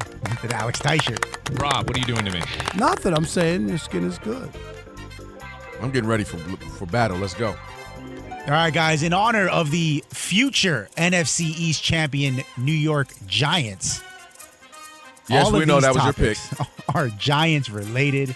Please, Rob G, you picked the Jets 2 years ago. Stop it. What is this? One of these days, I'm going to be right. Okay. Rob, you picked the Padres and the Yankees be quiet, every year. Be quiet. What are you talking about on the podcast? Did I'm that only drop wrong today? until I'm right, Rob. I'm going to be so right when it's Dodgers, Mariners, too. He's so right. All right, flip the coin during the update. Rob Parker gets question number 1. So let's get to it. Rob, Plaxico Burress, former Giant, caught a game-winning touchdown in the Super Bowl. But he might actually be even more well-known for shooting himself in the blank at a club. Alex, how are you? Rob, I'm doing spectacular. Awesome. It's always great to see you. Likewise. I think I'm doing better than the Yankees. That's for sure. Yes. They sitting at home catching strays. Seriously? I know. Or the Yankees Cancun, or wherever they are. That happens, man. We'll be all right. They 1, make 2, a lot 3. of money. Cancun. They'll be all right. All right, Alex, are we ready for Let's this? go. I think we're ready. Okay? Okay, let's go. Ben Maller. All right, be quiet. Okay. Dang, who was running? Was that Sasaki? All right. No, Kim. I mean, Kim? Yes. Dang, he Yeah. got some whip. Jonas Knox Hit up that, next. hit that, Warming up. racist. Because Sasaki's Wow, going to I be just running. realized, good pull, Rob. Right? Oh, my gosh. He just picked any Asian And guy that's on the that's Dodgers. a newsman who made that joke. Exactly. How about you pick a clue? Okay. Can we get Spectrum on the phone? All right, here My we go. gosh. Here we go. Let's go. All this for this clue? By the way, the clue is taking all this? Arm. Leg. Yeah. There's no way you waited 17 minutes for that. Shout out to Plax, man. I was trying to, get the show going. That's what you were doing? Sure. My gosh, 17 minutes for that. I love you for that. There you go. And I love that Plax has a sense of humor about it. Yeah. That's important. Nah, Burris? that I mean, you ain't got no choice. He cheddar You bobbed want to it. talk about a travesty of justice? That was sending him to jail for that. Absolutely. That gun, I'm serious, was registered in Florida, not in New York. It wasn't like he was walking around with a gun that wasn't registered. And that law was because criminals, first-time offenders, used to be able to get off like they rob a gas station with a gun. Yeah. And so they would get off because it was the first-time offender. So what they said was if you had an illegal handgun, not registered, that you automatically had to go to jail. It was for people like that, not a millionaire football player who accidentally shot himself. I thought that was the worst thing. Guy went to jail for a couple years for that. Yeah. And now All he's right. our teammate here on Fox. We I'm love dead Plax. serious, not because he's our teammate. No, I we thought like- that was no, that terrible. was egregious. That was Plax, no. terrible. I mean, I want to bring that up. All right, go ahead. Lose Monty All right. if I bring up what I was really about to say. Level number 2 over to Dub. The Giants have a couple alternate nicknames, including the G-Men, the Jints, and Big Blank. My guy, Alex, what up? You good? Hey, what's up, K-Dot? My CMOS brethren. Oh, you when's doing the all last time right? you took some CMOS? Yeah. Been about a month and a half, 2 months. I ain't gonna lie. But I got some other stuff from Shot to Nectar. You know the place? Oh, yeah. Yeah, I'll be hitting Nectar up. All right. Okay. You ready to do this? I am overpriced, All right. but I'm ready. Red. Blue? There we go. That is correct. Too easy. Simple, easy. Even Alex was like, "There's no way it's that easy." Yeah, it can't be. Simple. Well, I didn't have to take 7 minutes to say leg. Oh, call it arm. All right. I'm sorry, the Giants right now. Back to Rob, 10-10 here in Teicher's Tower Trivia. Rob, back in 1986, Lawrence Blank, a.k.a. LT, became the last defensive player to win the NFL MVP award. Say that again. What's his nickname? His name's Lawrence Blank, a.k.a. LT, a.k.a. the nose candy, a.k.a. Hey, let that man heal and move on from life. Alex, Okay, you grow got up. that? Did you hear that? That was Now, live when on he the run up field. on He was y'all on that next real Super Bowl, PEDs. we saw him at the Super Bowl this year, and he still looks scary. He looks good. Yeah, he looks great, to be honest with you. Especially when you know his background, he looks great. I was going to tackle Those him. be the ones who live forever. Right. Dennis Yeah. Rodman going to be 98. He really is. Yeah. I Looking swore- the Mick same. Jagger, Mick You know Jagger's what? still alive. I know. I swore Mike Tyson would not survive. I Mike did Tyson early on. thriving. I was like, "There's no way he's going to be an You've old done your man." station. If you don't like, I'll talk to you how I want to Well, talk I'm to you. talking to you the way I want to talk to you. Do you have a problem? Turn off your station. Turn off your station. That's Maybe funny. the secret is Think he biting can't do ears. Biting ears. All right, here we go, Alex. All right. LT, help me out. Seamstress. Alex's What is a seamstress? Shut up, No, Rob. can't say anything, Rob. Yeah, that boy fighting for his Hold life. on. Wait, no, hold on. Hey, Rob, Goodell, Roger Goodell, are you watching? What? I'm not doing 3, anything. 2, Seamstress. 1. Mike Harmon warming up. Travis? That is incorrect. What is a seamstress? You ready? You don't know what a seamstress is? Alex, Should I? Alex, let's hurry up so we I'm get ready, this I'm ready. one. I've just never driven by somewhere and said seamstress. No, he's not wrong with that. What is that? You right, but this one you'll get. Okay. Alex. Swift. Oh, gosh, Taylor. That is correct. Gotta go with the current reference. Seamstress. What is this, 1967? How is it Taylor? Oh, like Seamstress? a Taylor. Oh, Yeah. Stewardess. Another thing I don't drive by and see, Taylor. You know? What would you say, Rob G? Stewardess? Yeah, that's what you probably say that too. Do you still say that, Rob? Wait, he's like, what's wrong? Stewardess? You see his face? What's Excuse wrong me, with that? stewardess. I need some Diet Coke No, here. Excuse me, flight ma'am. attendant. Stewardess. All right, back to Dub. He's already up 19-10. More time to go here. David Tyree has arguably the most famous catch in Super Bowl history. He caught the ball with the side of his blank. One of those ones. Mm-hmm. That was a terrible pitch. Alex, my guy. Hey, yo, K-Dub. Yo. K-Dub is dying in here. He's the biggest. I thought dying? Monty was a Dodger fan. Seamstress. He's having a heart That attack. was so Oh, terrible. gosh, All right, here we don't go. say that. You bleed blue, huh? I guess not. Doug Gottlieb warming I up. know. He is. Dodgers have the bases loaded now with 2 outs I mean, in it the don't really 11th. matter, though, The right? Duggar. One run would have scored anyway. No, right. The Duggars. This You know is what's hard. great? Here we go. Is If if they walk- Ohtani if was they- up next and he struck out again? No, but Oh, if they gosh. walk in the run, both Dodger runs would have been walked Were in. walks, right, yes. That would have been crazy ready. with the bases That's loaded. baseball for you. I'm ready. Isn't Okay, it go ahead, actually Alex. romantic? It's romantic, you said? It's actually romantic. It's a Taylor Swift song.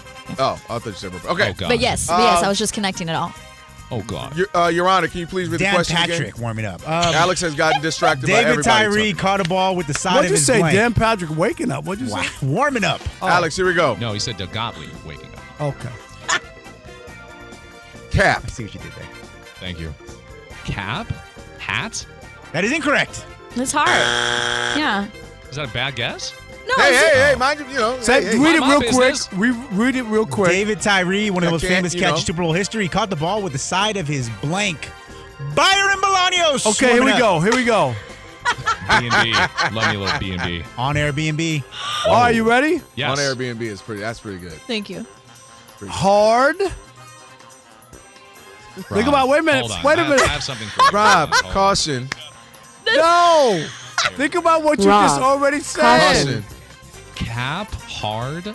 Oh, God. Oh, God. Alex, hold on. Think about it. You put it on your head. It's protection. It's a helmet. Yeah. Nicely done. It's hard. Oh, That- gosh. Deductive reasoning. Well, That that's a new was- drop. This Well is where done. you did good using my cap. Correct. Like my I cap, used Great your job. cap. That was good. right? No, I know that was good. All That was right. well That was done. some We're all tied strategery. up. Back to Rob. Rob, the New York Giants theme edition, Touch Tower Trivia. Rob, Bill Parcells won a pair of Super Bowls with the Giants. His nickname, of course, I don't know why, is the Big Blank. Yeah, by the way, why is it that? It's a weird nickname. I think I have my new favorite Rob Parker drop. All right. What is that? It's hard. Oh! What? Baseball! Oh! Why would he throw Wow. No, he lost it. He lost- he fumbled it. For our radio audience. home. For the radio audience. Walk us through what happened, Rob, because you threw your asked the headset off wrong and person ran- to walk okay. you through it. Dub, walk us through what happened here. Well, Andy Pajas was up. It's a comebacker to the He mound. hits it just to the mound. Pitcher runs, kind of fumbles, and gets position where do I throw it home at first? It goes for home, but threw a terrible pitch home. Threw it all the way to the back wall.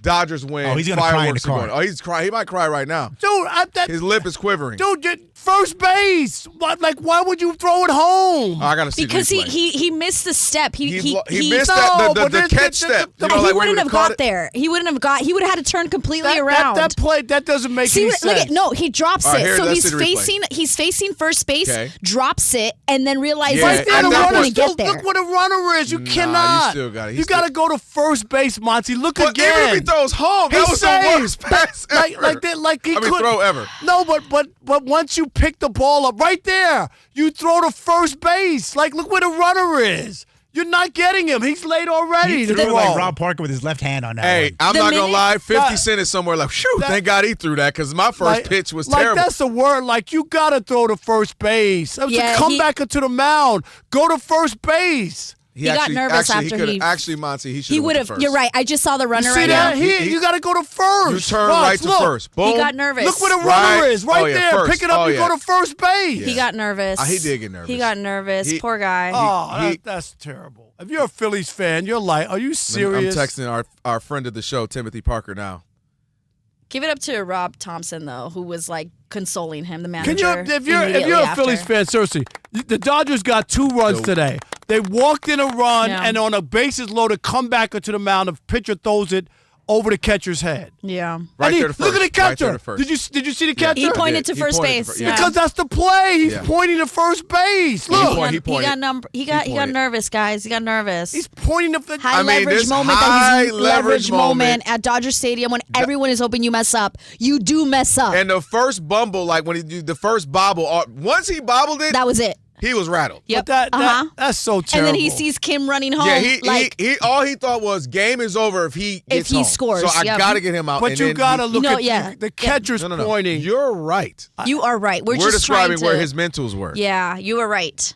Dude, I wouldn't even take my baseball pants off tonight because they're probably brown. Because I'm telling you, what was that? I can't believe that you will lose a game and your season's why over is on Paez that. getting interviewed after the game like he He did didn't do something? anything. Because nobody did anything. Nobody did Nobody anything. did And they can't interview This- Roki Sasaki right now, Like, probably. seriously, I'm with you. Hey, you hit the Yeah. ball back to the mound for the You third know, out, and he threw hey, it over. well, the You finished the That game pitcher 0 for error 5 was- with a strikeout and the game-winning RBI, I guess, is how we're going to call it. What I don't saw know. in that error was, what it was I saw it.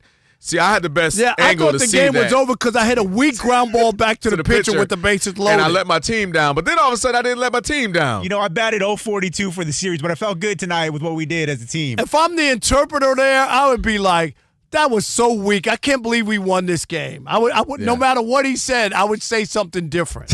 All right. I'm just crazy. Last call, maybe. You see me throw my phone? I No, was so see you- disgusted. Honestly, you ran through the glass. I mean, Oh, like, those- it was a comebacker. What? Oh, God. Okay. Who Don't won? Game's over. Who won? I don't even won, remember. right? Yeah, that's the I won. The Dodgers won. No, I No, won. the Dodgers won. It was I tied had up. the lead, Rob. It was tied up. It was not tied up. Rob G, would you tell him it was tied It up? was not. You the one lost your mind and ran through the glass. I thought a bat came back in the studio. We'll be back. Last call. I don't even know what we're doing. Last call time. 877-99 on Fox. What was that? It was Dodgers Mariners in the World Series, like I told you all along. Fox Sports Radio. It's last call time on The Odd Couple. If you had a take and couldn't get in all show, here's your chance. Your call's important to us. Call us at 877-99 on Fox. Hurry up. Rob and Kelvin got to get out of here.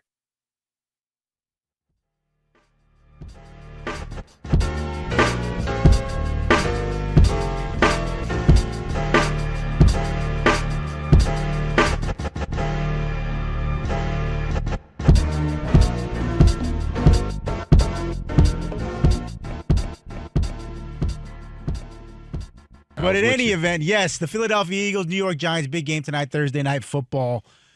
And you touched on it briefly. The Eagles' offense has been stuck in the mud relatively all season. They're averaging just 262 yards a game, down over 100 from last season. And while they're great in the red zone because of the tush push, everything else is down. Jalen Hurts' passing yards per attempt is down. Saquon Barkley's rushing yards per game and yards per carry coordinator down. Devontae Smith, A.J. Brown, receptions and receiving yards per game down. And all of which has culminated with Saquon Barkley, Jalen Hurts, and A.J. Brown having a powwow earlier this week, which they didn't mean to get public, but of course this thing always becomes public. Alex, how come that's not racist? Powwow? No? To try to figure out what's going on, how do they fix it, how do they all get on the same page? And I guess we'll find out in about an hour whether that meeting had any kind of value. We talked about this a lot last year with the Kansas City Chiefs, and that something seemed a little bit off. There's something they were finding ways to win a game. They were finding ways to get the lucky plays, or the fate seemed to favor them. And that's kind of, it's funny that's what we're doing now. And at that time, they were the reigning Super Bowl champs. And now we're kind of seeing the same thing with the Eagles, where, we come on the Monday after a game and we go, well, they won. That's all that matters, but it didn't look good, or thank God for the block kick. Last year, you didn't complain about the offense and about him throwing last year?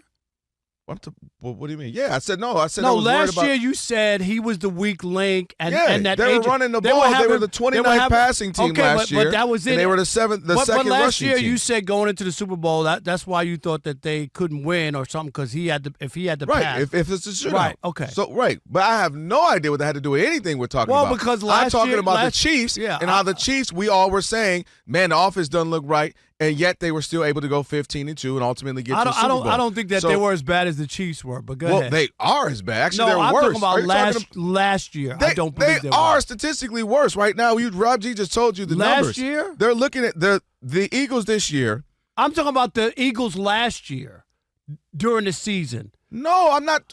I'm saying the Chiefs last year, who are the reigning Super Bowl champs. We had issues because the offense wasn't the greatest. Patrick Mahomes had to talk about it. I know I'm not right now. I'm not the greatest. The team ain't looking the greatest.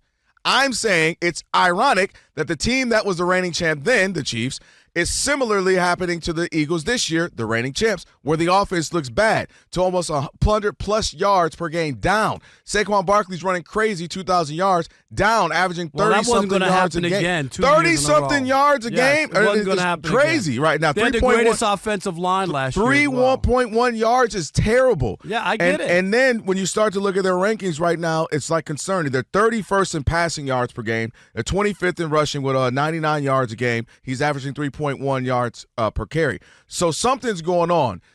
But also to me, that concerns me. Coordinator, that doesn't factor in at all. The Lions got a new offensive coordinator. And they rank basically number one in just about everything. But everybody's not the same, and everybody doesn't do the job at the same. The Lions hire within the building, correct? You were mad at them hiring within the building. I know, but I'm just saying. Okay, but the new offensive coordinator, I'm asking you think it has anything to do with the Eagles? 105 yards less a game? I'm giving you some. Okay. 105 yards less is crazy. Being the second rushing team and now you're not is crazy right now. The 25th rushing team, you go from second. So there's offensively something's wrong. But more concerning for me, Rob, because things happen. You can be down. It's early in the season. I understand that.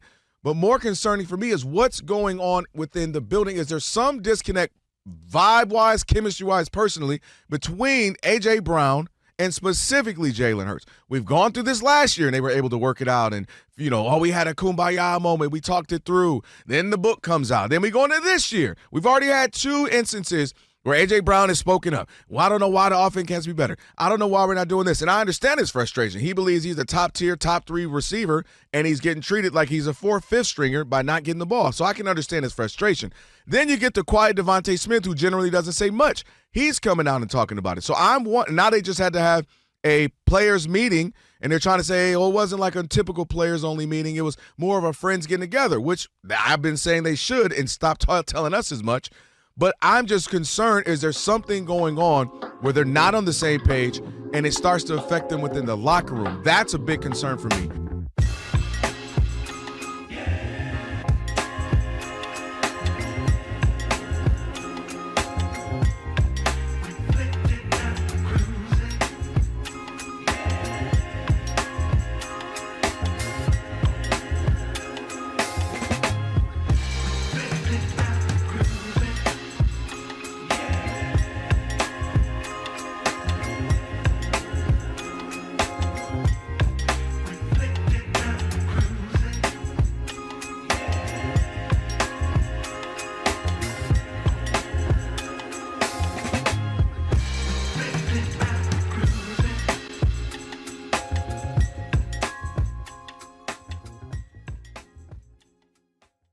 You see, he got his Walk of Fame star, and Jalen Brown was there. NBA All-Star was there. It's another MVP. Show where the song's better than the show. You might be right on that. I don't know if I can argue with you on that one. Our couple, Rob Parker, Kelvin Washington, on ATV Things on Thursday. Been a great one. We got for over 40 years. Tire Rack has been helping customers find the right tires for how, what, and where they drive. Ship fast and free, backed by free road hazard protection. And, of course, with convenient installation options like mobile tire installation, they'll come to you. TireRack.com. It is the way tire buying should be. Last call. This is the last call. Last call.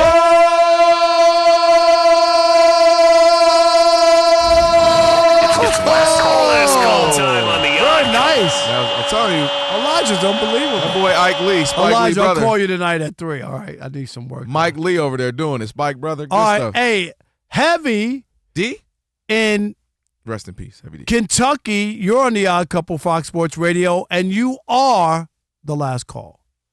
Hey, what's up, fellas? How y'all doing? How you doing? Heavy, you have the voice there. My God. I'm sorry. I just got from work. But I listen to y'all when I come home from work and stuff. It's about time I get off when I listen to this. But I just have one question for both of you all, and I want both of you all to answer it because I've really never got a straight answer on this.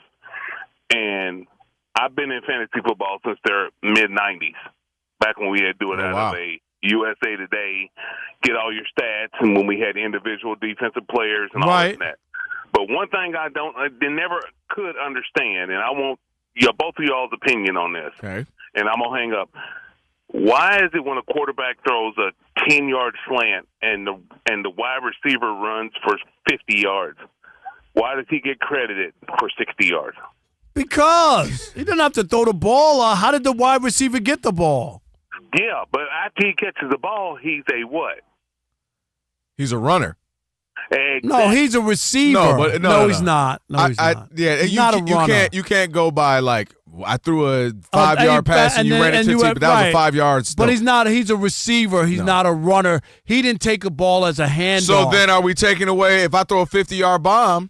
And he catches it and only lands for 2 yards? Did the 50 yards don't count for the receiver then? Exactly. Because he just ran and but he didn't have the ball yet? Exactly. So that's why. Yeah, it doesn't that's matter. complicated. I'm still my panties are in a bunch over this big game. bunch. They got the double bunch, front and back. First of all, the level Alex, of panties in a bunch over the Phillies right? you've had over a couple of games with the Phillies. You know that, right? From the will play, you were mad. I was mad the way they just play poorly, like with the bunt, and now this is how they lost. Yeah. They got a walk, a run from a walk, and an error to end it. Yes. Yeah. That ain't a hit. That's an error. What? Well, don't disrespect Andy Paez, okay? Somebody had to put the bat to ball. They jumping around with Andy Paez like he did something. Andy, that was unbelievable. Somebody got to get the walk-off interview. Andy, that was unbelievable. The Dodgers got a walk-off all right. I mean, an error off. Is there a thing called an error off? How is that a walk-off? An error off. That was an error off. And the best part, the Dodgers put their actual page on Instagram. They put in big, huge things like walk-off. We won, and it said like walk-off. No, it should have been like he won. The Jason Smith Show with Mike Harmon is coming up next. I never miss your radio show. I never hear it, so I never miss it. Did you hear that?